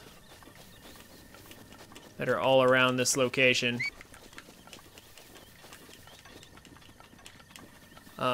Pay close attention to all these locations, as it is very important that you collect all of them. Like, you can choose not to collect them all if you want to, but having more stamina is always better than having less, so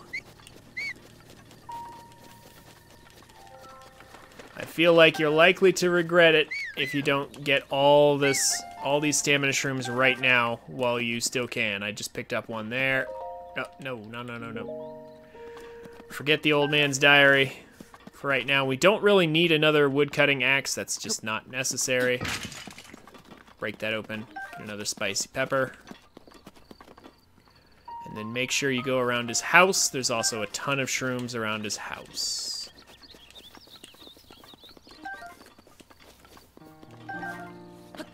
And then we're going to go up to the top of his house and get the last Korok seed on the Great Plateau.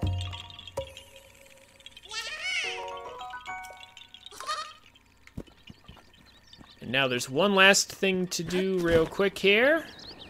See that Lionel over there? We're not going to fight it. We're not going to get anywhere near it if we can. We are, however, going to be smart and heal.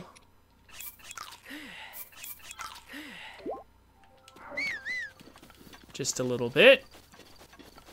We're not too concerned about these guys.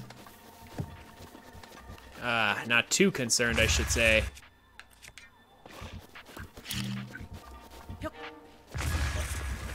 I'm mainly just here for this. And I'll take the arrow he just shot at me, because why not?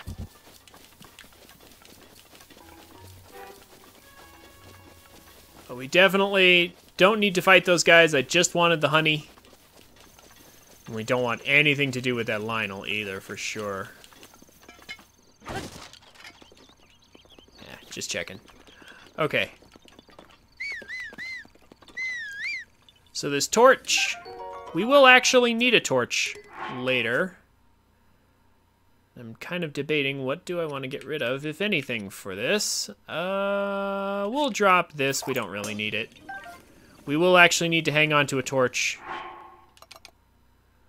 for later. So we now have a torch. There was a torch I could have grabbed earlier, but meh. Didn't need it back then. It takes up an inventory slot. So now we're going to switch to fire arrows, light this, and then we're going to get to cooking. Let's switch to regular arrows. Let's switch back to our switch shirt.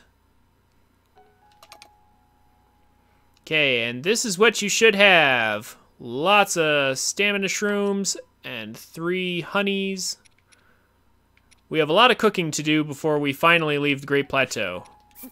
I like to cook these shrooms in batches of 3.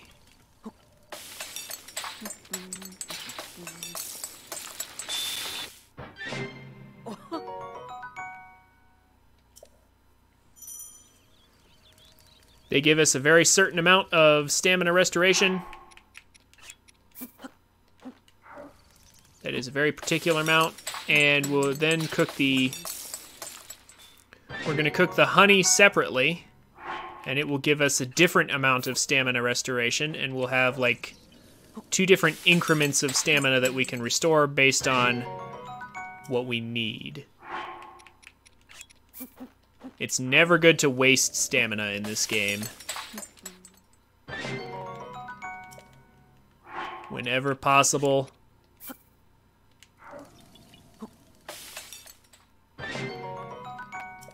Always try to be conservative with stamina. Well, with stamina food, that is.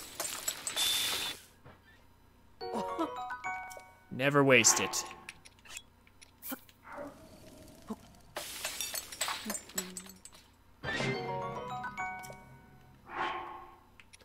I'm also going to make some cold resisting food here, since I have the opportunity right here.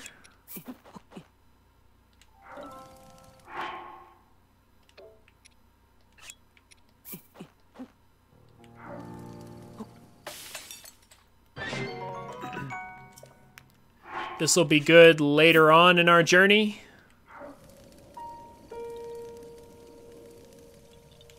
I'm actually gonna keep some of these in reserve. No, we'll do 3 more.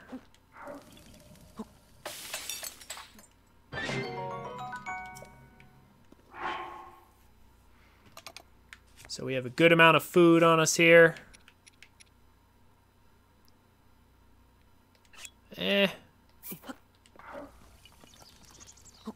Just in case. I'll even make some mushroom skewers here.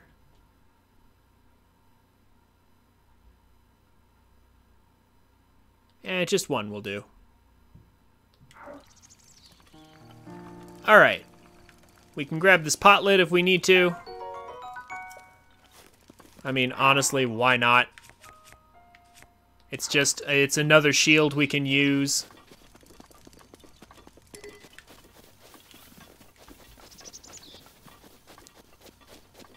I think all the shields over here got burnt up. Is that correct? Yeah. Yeah, there's no shield over there. Oh well. That's fine. So we now have everything we need. We have all the Korok seeds. We've got all the food and stamina and stuff that we need. So this is the part of the run where things get a little interesting.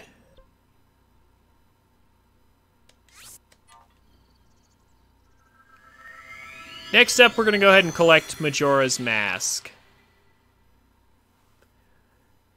It's the first big important thing we're going to do upon leaving the Great Plateau, because the Majora's Mask will help us a great deal in just staying out of trouble that we don't need to be in. It will enable us to skip unimportant fights and not have to worry about a bunch of things. We can save these two if we want to, or we could just ignore them.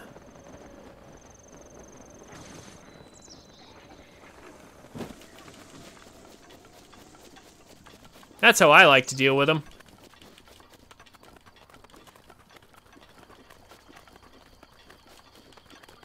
Oh, wow.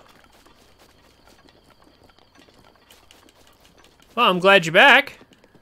You're just in time to see me grab Majora's Mask. And get the garrison ruins. Map locations count towards 100%.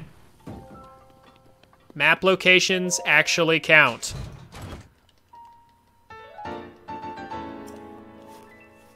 So your computer was giving you trouble, huh? Internet on your computer died because your computer doesn't like connecting to the internet? Don't we look lovely? Yeah, Persona, Majora. Yeah, exactly. There you go.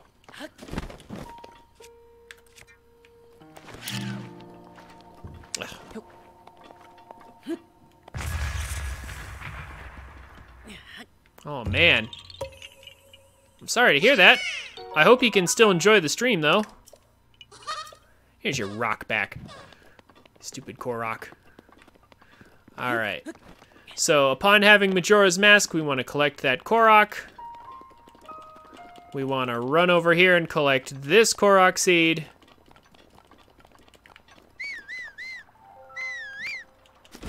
Uh-oh. Oops. I pressed X one too many times there. My mistake. But it's easily fixed. This is a pretty easy Korok seed to get. Just dive headlong into that super shallow water. I'm sure you won't crack your skull open, Link. Like, seriously, does that, like, that water's pretty shallow. Does it not look dangerous to dive in like that?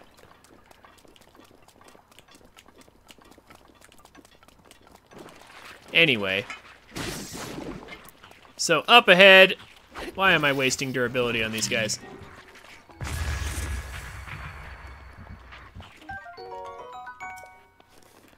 If you really want to kill these guys, just do it like that. Save some durability on the 1 HP enemies. So up ahead we have another Talus fight, but this one's not going to roll over as easily as the last one did. I'm going to jump down here and grab these fish because these are hardy bass that I did not know you could find in this lake. And they're actually really, really nice to have because they give you extra hearts if you cook them. But before I fight the Talus, I'm going to go ahead and run some ads so I can disable pre-rolls, and I'll be right back in just a minute.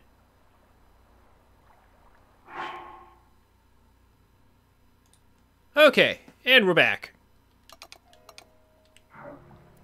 So, definitely gonna want to save before we fight this Talus. This Talus is a good bit stronger than the one we fought on the Great Plateau. However, it is very much worth fighting this guy early on. Very much so. This is a rich Talus.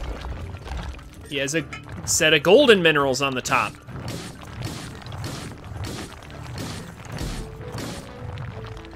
You want to get off of him. So, if you stay on a Talus for too long, they will throw you off. So make sure that you respect both your stamina bar and the Talus's strength.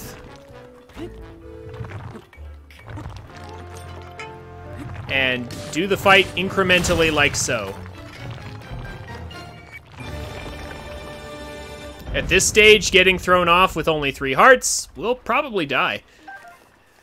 So, because it's a rich Talus, we get lots of extra gems here. This was actually not a very good haul. Like, that was actually not as much as I could have gotten.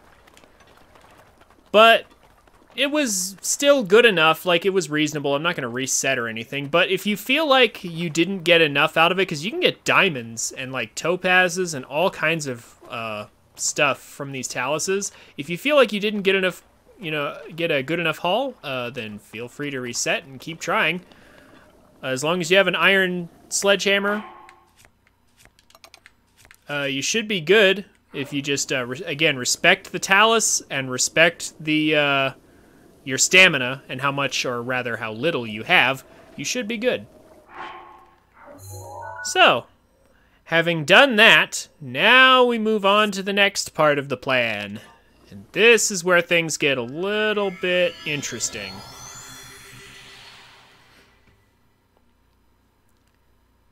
So, bullet time bounces. They're incredibly easy to perform, but not so easy to control.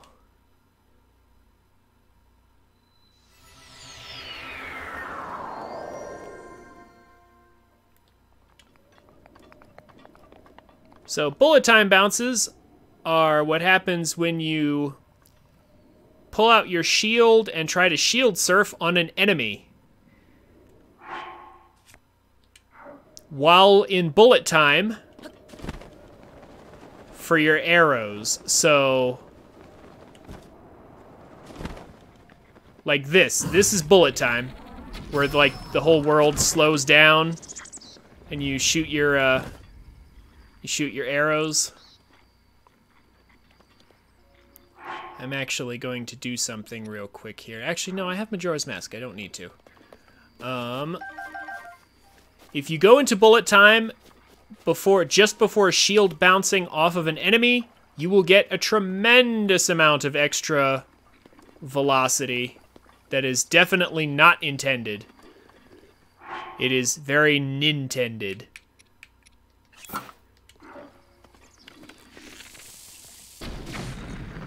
I am going to kill all but one of these guys, hopefully.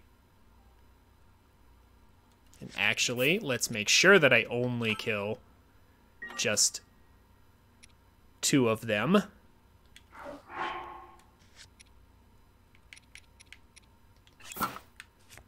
Because I want one of them alive for the trick I'm about to do. Let's pull out our throwing spear.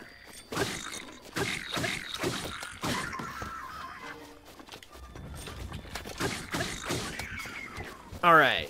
There we go. Perfect. Now there's only one left. We're going to break aggro by warping away.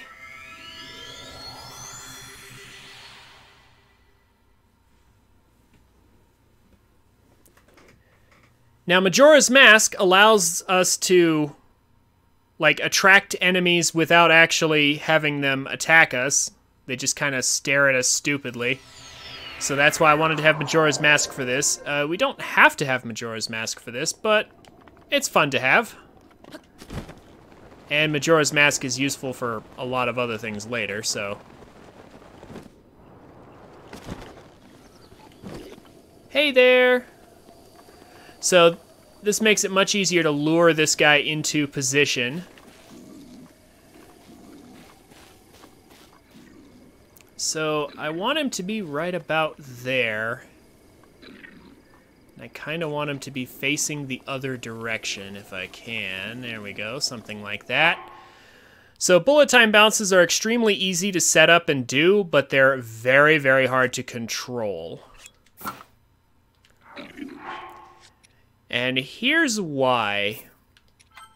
So first, we're going to create an ice sculpture. I'm going to turn this guy into an ice sculpture. I should probably make sure I'm using the weakest bow that I have for this so that I don't accidentally kill him. So we're going to lock onto him with our shield, and then like so. The position you land on him, like where you land on him, like his back or like his front, will determine where you get sent. This was not a terribly good bounce because, as you can see, it's not really headed out towards anything. As incredible as it looked, though. So that one bounce from right about here took us all the way over here in a matter of seconds. So that's why this is useful, because we can cover a lot of ground very, very fast with this trick. But controlling its direction is a little bit of a pain. This is one of the few times in this run that I will actually be doing this. Bullet time bounces and stasis launches are not very hard. It's just that because we're going for like a bunch of Korok seeds and things to get to 64%, there's a lot of Korok seeds like along the paths that we would have to take anyway. And so it's not actually that useful. That was not a good bounce. I'm actually going to want to reset my mistake for simply warping.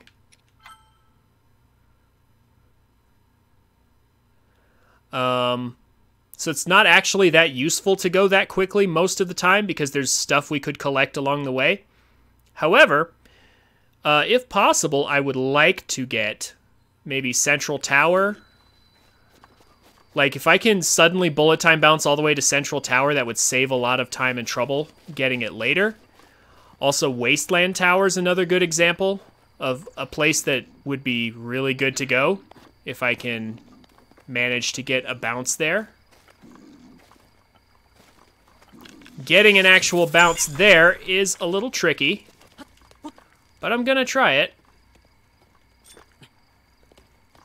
At least a few times. I am not going to spend all day on this. If it doesn't work out, it doesn't work out. And that's all there is to it. However, that looks like it's going to work out beautifully. Okay. That should do pretty good. Yeah, oh my gosh. So, if you get lucky and you get a bounce like this, that's when you want to start using stamina.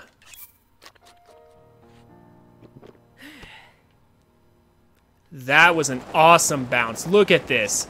Oh my gosh, we're actually gonna land on Central Tower. Ugh. I almost flew past it. Wow. Okay, so we did not have to climb Central Tower. We did not even have to get past all the Guardians. This is why bullet time bouncing is useful, if you can get a good bounce.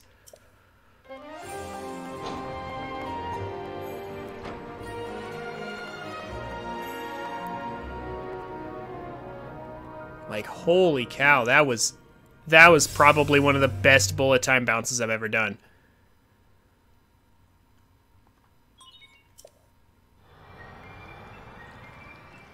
This tower is going to be ultra useful to have later. And not even that much later. Honestly. Because we can come back here to farm Guardian parts that are much, much needed.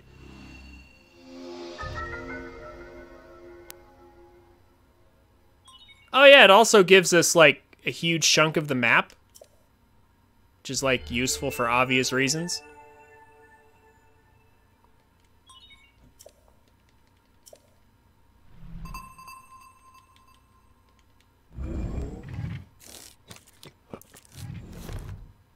So, another good bounce would have been if it had taken me to the mountain range next to this. So, like, see that hill right there in front of me? Like, if I had gotten to that, there's a shrine at the base of it, and also from there, you can glide past that guy and get pretty much right up to this tower pretty easily. So that would have been another good bounce if I had gotten that direction.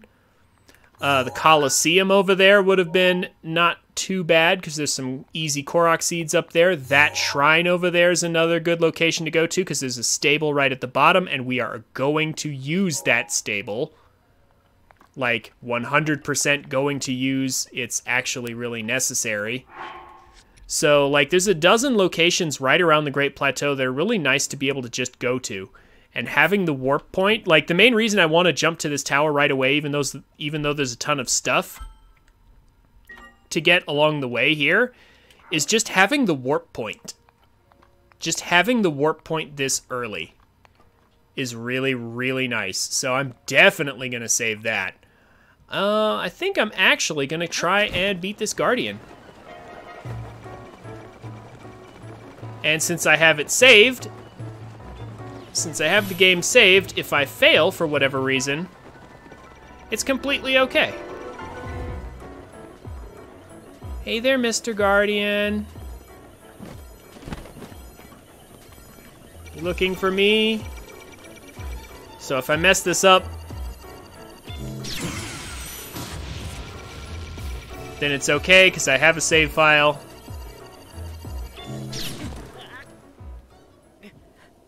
Yep. That's what I get for talking and playing at the same time.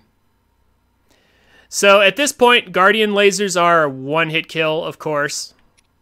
Anyone who's played this game before remembers the first time they encounter a Guardian. Like the first time you get locked onto by one of those lasers, it's terrifying. Especially when you discover they're one-hit KOs.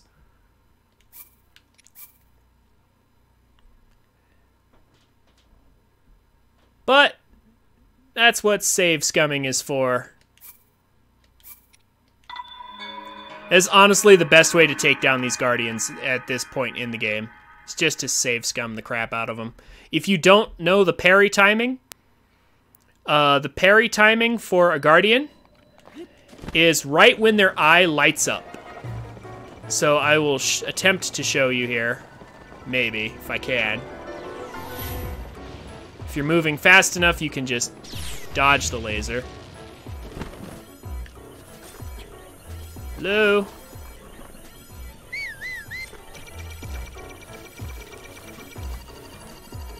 Right when their eye lights up, that's when you want to press the A button. However, because this is Master Mode, there's at least a chance that I could get a fake out.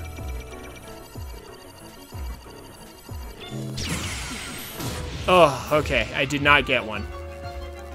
On Master Mode, the Guardians will try to fake you out on occasion. Also a Giant Core. Oh my gosh, that's ultra lucky. If you get a Core or a Giant Core, that's what you're looking for.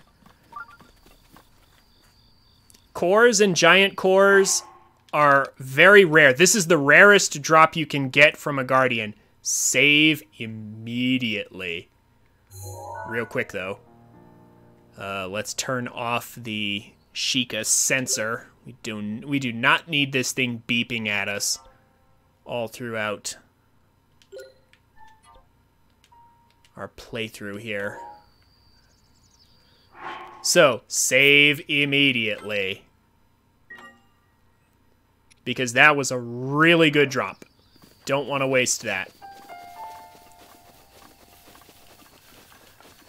And, as I stated earlier, since we're right over here, there is a shrine in this direction.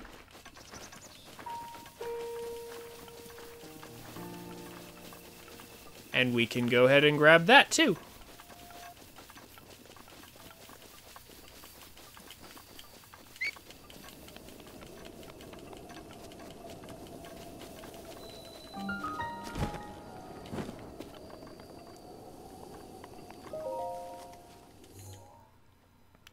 So another major reason this that this playthrough is for people who have already played the game is because that shrine right there that I just got, there's a reason why I'm not doing it right now.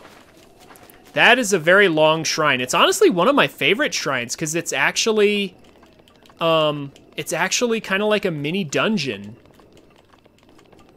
But despite how cool it is, there's actually a really, really easy way to basically completely skip it and just like get the spirit orb without actually going through it. If you want to go through it and not use the skip I will show off later, by all means, enjoy.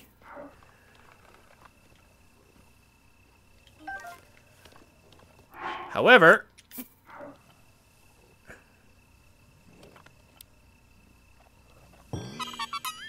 I am going to save as much time as possible on a lot of these shrines.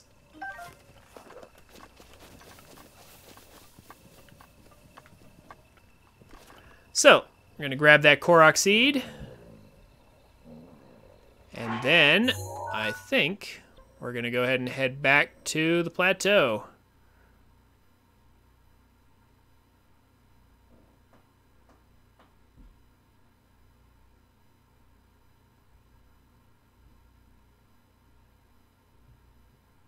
How is that even possible? You don't even get divine beasts in shrines? What?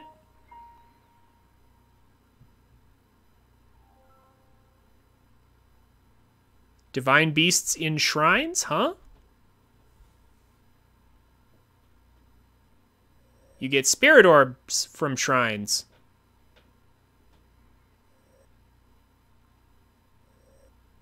And there's a really, really easy trick to just completing this shrine very, very fast that I'm going to show off later. That's actually a very long shrine.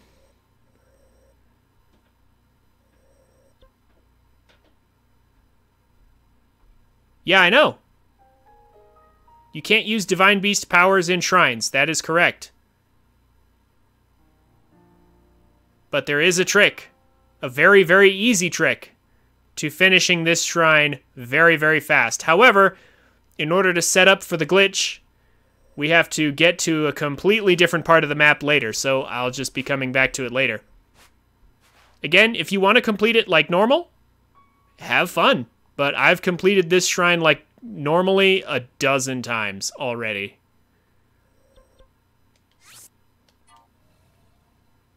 And I have playthroughs on YouTube of me doing it. So because there's a much, much faster way to clear that shrine, I'm going to wait till later to clear it. My method does not apply to all shrines. There are a lot of shrines I'm actually just going to do, because the fastest way to get through them is just to do them. But certain ones of them can be cleared very, very quickly. Have you not seen... Hey, Time Tree, here's something for you.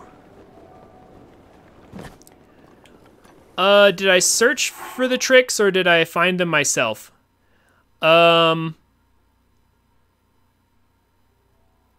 Sort of. The trick itself that I'm going to use is useful everywhere in the game. So it was just a little trick that I found on YouTube. Applying them to the shrines is my own idea, although I'm sure it's not an original one. It's kind of hard to explain. The infinite jump is the trick I'm going to use, but it requires some setup, so I can't really show it off right now.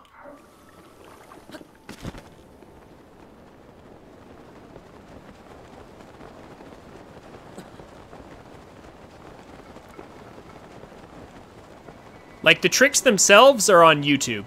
Using them the way that I'm using them is just entirely my idea.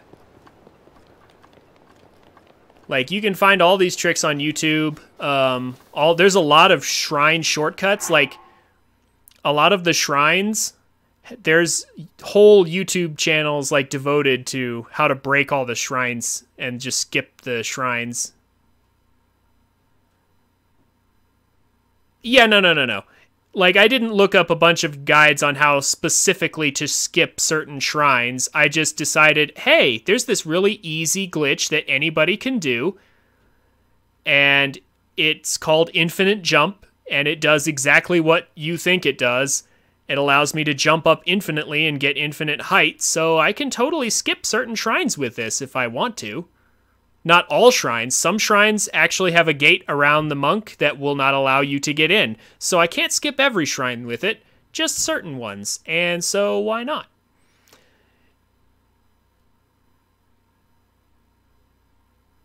How to skip Master Sword trials and keep your eye... Oh, I've seen that one.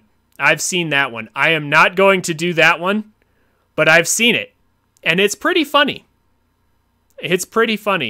I don't think I'm going to do that particular glitch, though, because I actually enjoy playing the Master Trials. But Anyway, that's for much later. We're nowhere near the Master Trials right now, gosh. We are so far away from that.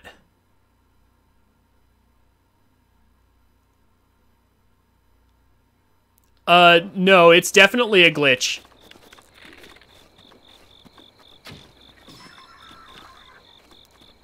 In order to skip the Master Trials, what they do is they get a skew with their shield. It's hard to explain, but basically they do a shield surf against a wall or against a slope, and they store a skew in memory that is a particular position for Link, and then the next time they hit a wall, that skew will push them out of bounds, and they'll be able to skip the Master Trials with that. So it's a really complicated skip. It's not easy for just anybody to do, so I'm not going to do it.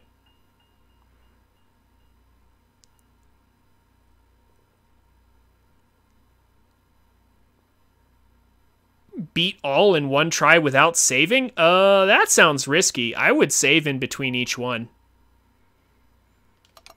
Like, yeah. Why would you not save? That seems like a terrible idea. So I need to get rid of some of these guys.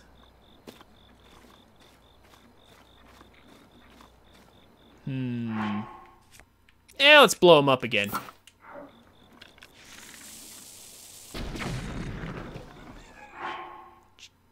Remember, you don't want to kill them all. We just want to kill 2 of them. We want one of them to be alive. We're going to do another bullet time bounce, especially since that last one worked out so incredibly well.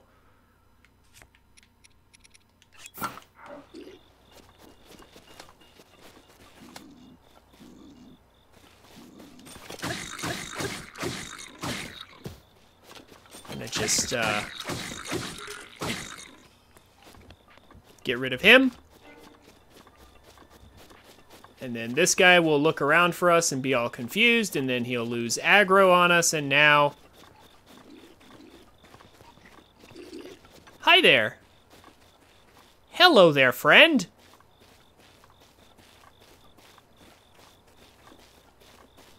Follow me. See that wasteland tower out there? I would love to go there.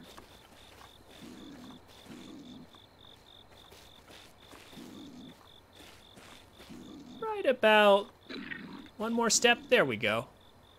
That might be too close, but we'll find out.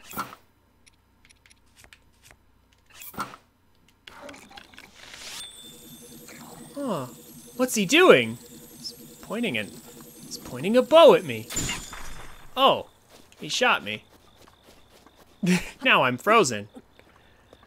What a lovely ice sculpture. Okay. Let's see if I can get this to land just so. Please? Oh! Oh, yeah! Okay. I wanted to land right on the edge of his back, and that's exactly what happened. And we're suddenly almost to the Wasteland Tower. Perfect. Oh my gosh. So, whoa! Yeah. The trickiest part of bullet time bounces is definitely lining them up. It is very easy to just end up getting a bounce that throws you off upwards into space and is completely useless. Can I stand on this? Yes. Save as much stamina as possible. Climb up this carefully. These guys aren't really a threat because we have Majora's Mask on, but these keys are actually going to ruin the illusion. That's not good. Oh, snap! And it killed me in one go. Holy crap, really? His dead body flew into me and killed me in one shot with electricity? Whoa! Oh my gosh, okay. Well, I did not realize it was going to happen that way.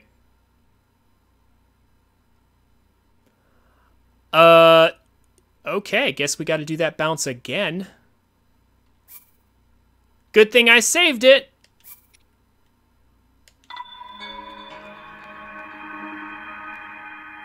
Oh yeah, no, this trick is tons of fun. This is a really fun trick. Oh my gosh, I should have saved. I should have saved right there on the edge. Ah. Now I have to do that bounce again somehow. Oh no, also these guys are back. Well, wait a minute. One of them's coming over here rather obediently. I don't have to kill the other two, do I? Cool.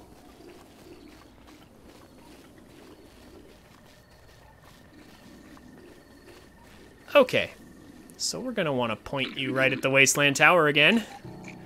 And then we're gonna want to like turn you around like so and position you maybe right about here.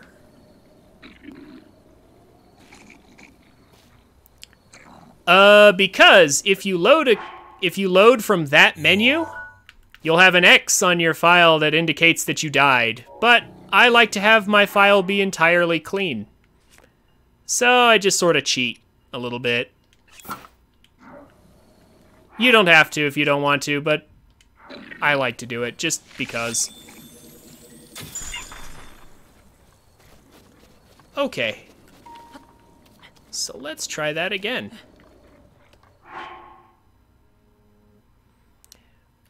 All right. Now, again, it's all about where you land on him. So this is gonna be a little tricky. Please work. That doesn't look like it worked. No, see, this is... It sent me up really high. I'm also not entirely facing the tower this time. Yeah, no, this is gonna send me over there. I can't change my direction. I'm also losing speed already, yeah. That's the kind of bounce that you're more likely to get most of the time. So, we're gonna go ahead and load that again. Again, I'm not gonna spend all day on these tricks, because it's easy to fail and sometimes very lucky / difficult to succeed.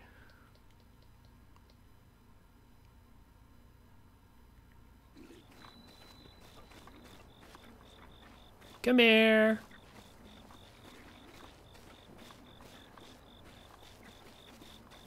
So at some point I may just have to accept good enough.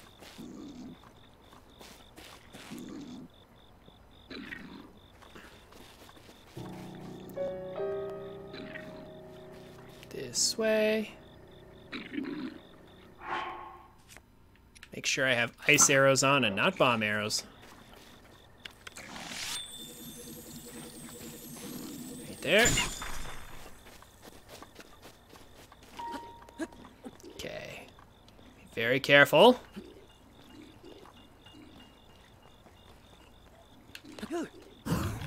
Maybe? Don't know.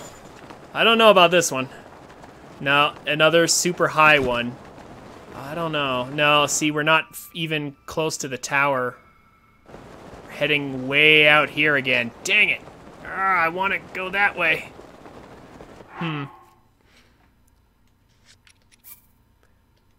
It's a really great view.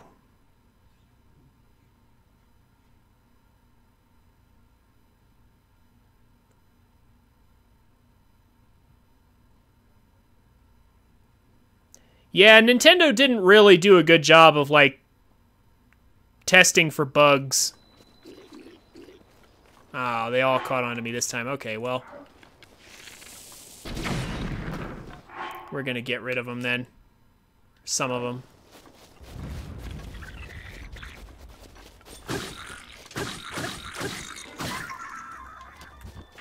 There's only one left.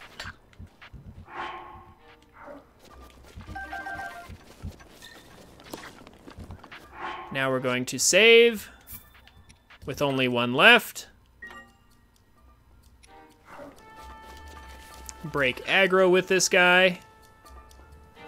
Like, as soon as we just get away from him. If we get far enough away, he loses sight of us.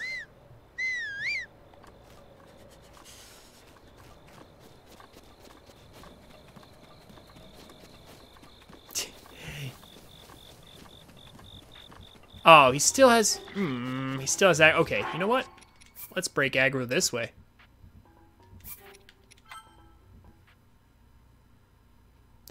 Yeah, we can't hack the switch, but you know what? There are so many glitches in this game, we don't even really have to hack it. Because Nintendo did not playtest very well. Come here.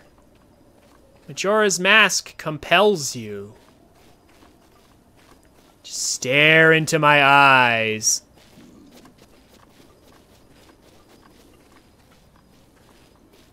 Okay. So, I'm sort of getting the right direction at least. That's important. Let's see if I can get this.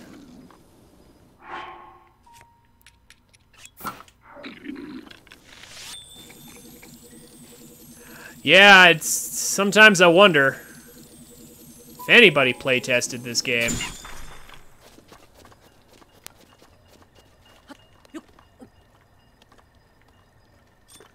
Okay. Landed just the right position on him. On his back, please, game. No, too high in the sky again, looks like. It's gonna send me over that way. It's closer to the tower, but...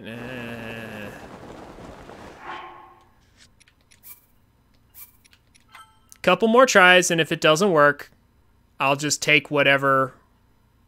I'll take close enough. In fact, I think I have an idea on how to make it work better.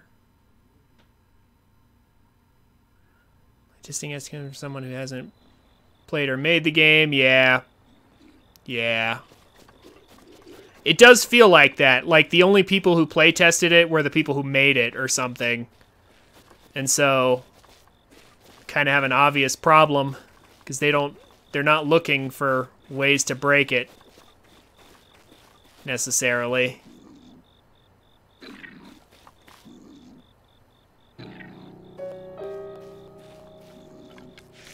Not bomb arrows. Ice arrows. Uh-oh. I was hoping to change that a bit. I wanted his angle to be different, but that's okay. This should still work. I missed! Oh no! I missed! Crap. Let's freeze him again. Please work. No. Ah! Oh no. Get up the ladder. Link, lock onto him. Okay, from here. No, he's too close. Uh-oh. That's problematic.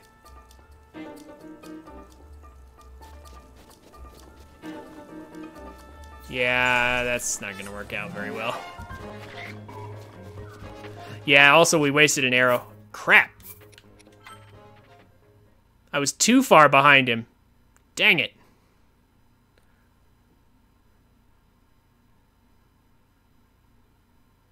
Mario 35? Also, no lag? Like, at all? That seems next to impossible to get.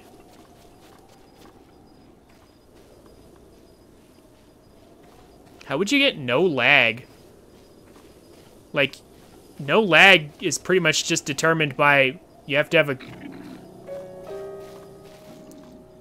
really good, like, you have to have a processor that can handle everything you want to do as quickly as possible. Like, that's kind of tough to do.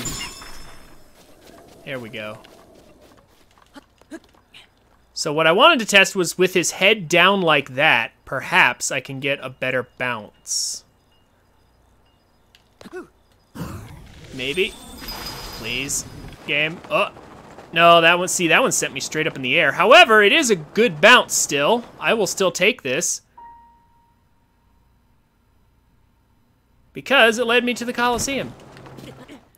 Or I could not cancel the thing in time. Why does this keep happening to me? Okay. At this point, I think I'll just take good enough. That would have been great, landing up there, but I paraglided too soon. I thought I could take that fall. I could not. I hate how little health Link has at this stage. Yeah, I thought... Yeah, there was a moment where, like... There was definitely some lag.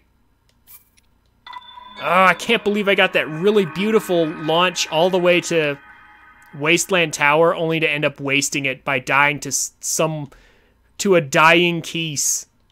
I died to a Keese. Can't believe that happened.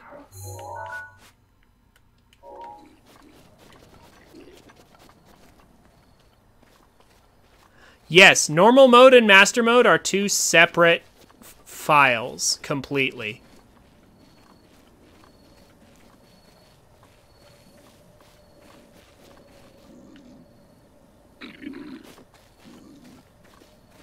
It's close enough if I can get it.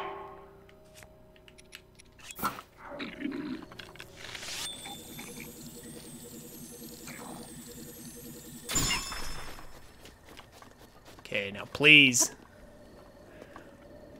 Again, I think part of it is having the timing just right for when you go into bullet time. I think I'm pulling it too soon.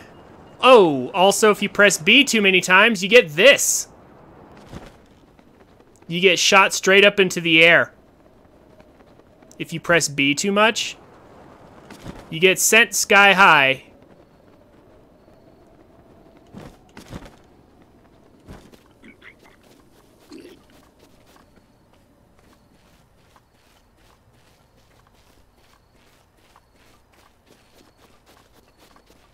Hey, if you stick around and you'll see me beat the Master Trials on Master Mode.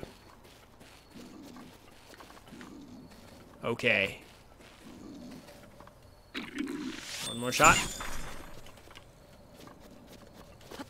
I've beaten the Master Trials on Master Mode a lot. Like, a lot of times, honestly. Too late. Dang it. You get one more shot before he unfreezes. If you miss. Maybe? No. He's gonna unfreeze. If I can get a good shot at the Wasteland Tower, I'll take it.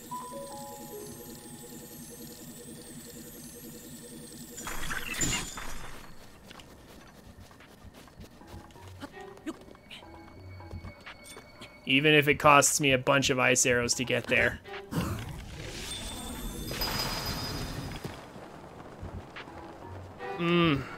Look at this direction, though. It's, like, way off. There's, like, and of course, there's nothing in this direction, too.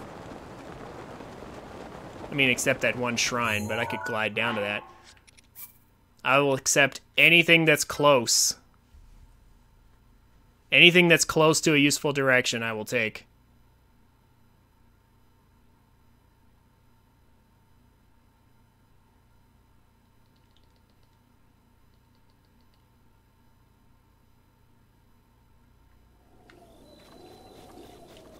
I wish I had saved. Ugh, I wish I had saved back when I made that beautiful one all the way to Wasteland Tower. I'm gonna lament that decision for a while. All I had to do was save before I got killed, and everything would have been fine.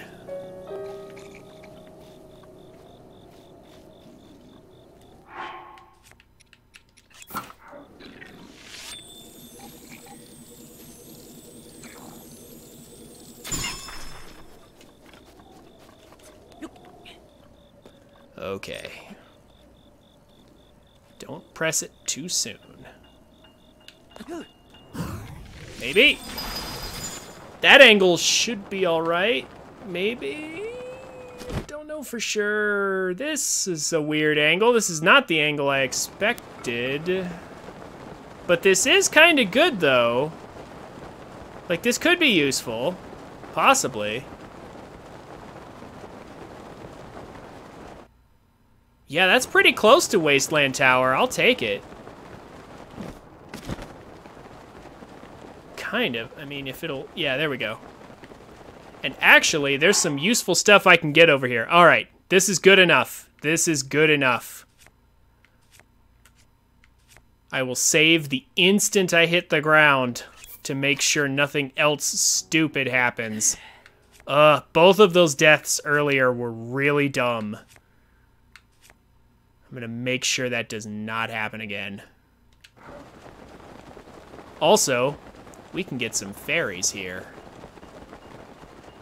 If we play our cards right.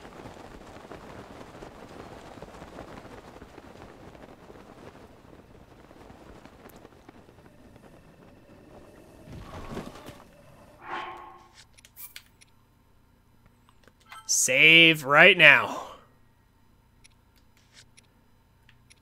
Don't have to redo that bounce again. Oh my gosh. The fact that it's nighttime is actually kind of annoying, because that means there's going to be keys. And the keys are not fooled by Majora's Mask, which means they could ruin my illusion. That would be bad. Now, are there going to be fairies out here again, like there were the last time I came here?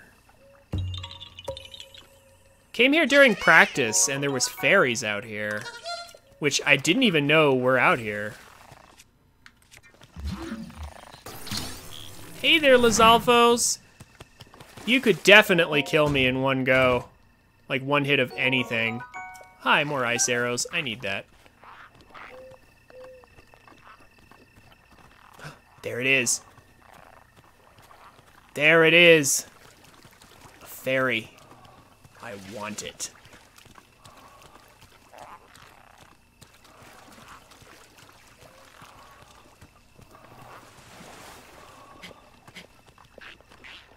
Can I get it easier from here? Wait, where'd it go? What? No way. I didn't scare it away. That's impossible. Maybe the enemy scared it away? What? I want one of these fairies, dang it.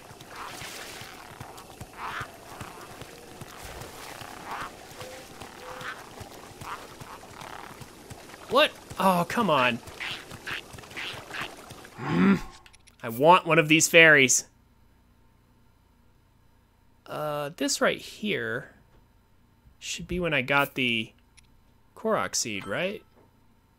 This autosave? That enemy following me around, because he's electric in the water, he'll have like a little sphere of electricity around him, so I kind of had to run ahead of him a bit there to make sure that at all costs.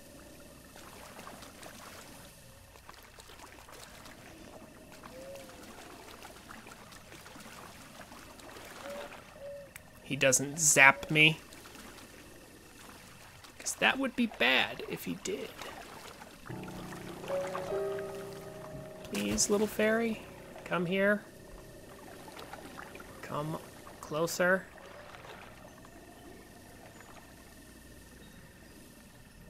Trying to get a fix on its position exactly. So I can run ahead and grab it, but it's flying away.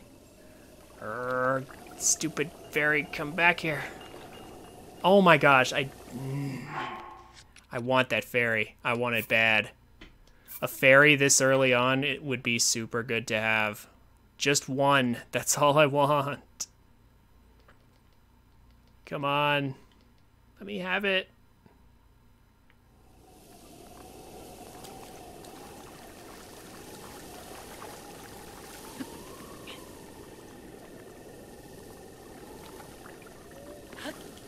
No, Link, why didn't you...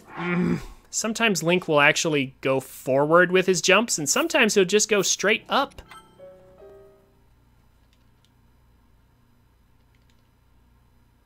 Where was the forward momentum on that jump? Why is this fairy as hard as the bullet time bounce?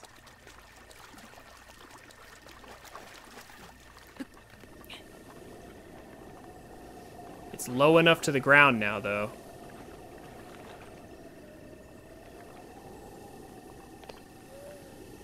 I fell off a tiny ledge, and it scared it away. Oh my gosh. I'm so sorry if this is boring the crap out of you guys.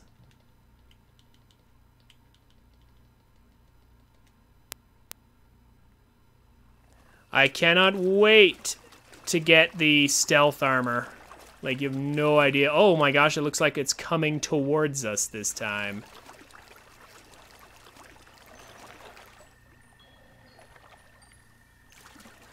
Why? Why do you hate me, game? I don't think I can climb without scaring it. I think if I climb, it'll scare it away. Look how high up it is. How am I supposed to grab it? Now it's coming down. Now it's going back up. See, this is why I was climbing on the rock to begin with, because sometimes it'll go way up high. There we go. Jeez. Okay. Oh, also the other one is back. That's good. Maybe I'll be able to get that.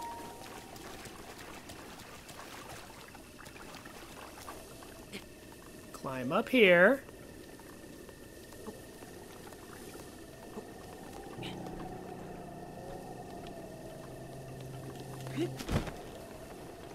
Yes! Caught it in midair without using my hands. How did Link do that? Science will never be able to explain. Okay. Now. Now we're good. So we got more ice arrows, we got a Korok seed, and we got a pair of fairies from coming here. But we're not even done yet. There's still another Korok seed over here we can get. So let's go ahead and grab that while we're here. That was too much. That was way too much. No, it wasn't. That was perfect somehow. I was actually afraid that was going to be too much.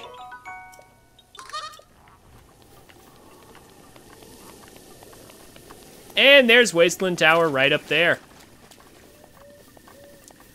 Okay. So after a few somewhat unnecessary and self-inflicted struggles, we have made it to Wasteland Tower much, much sooner than we normally would make it here. Just have to climb up to it. I'm going to go ahead and run some ads, and I'll see you guys in just a minute.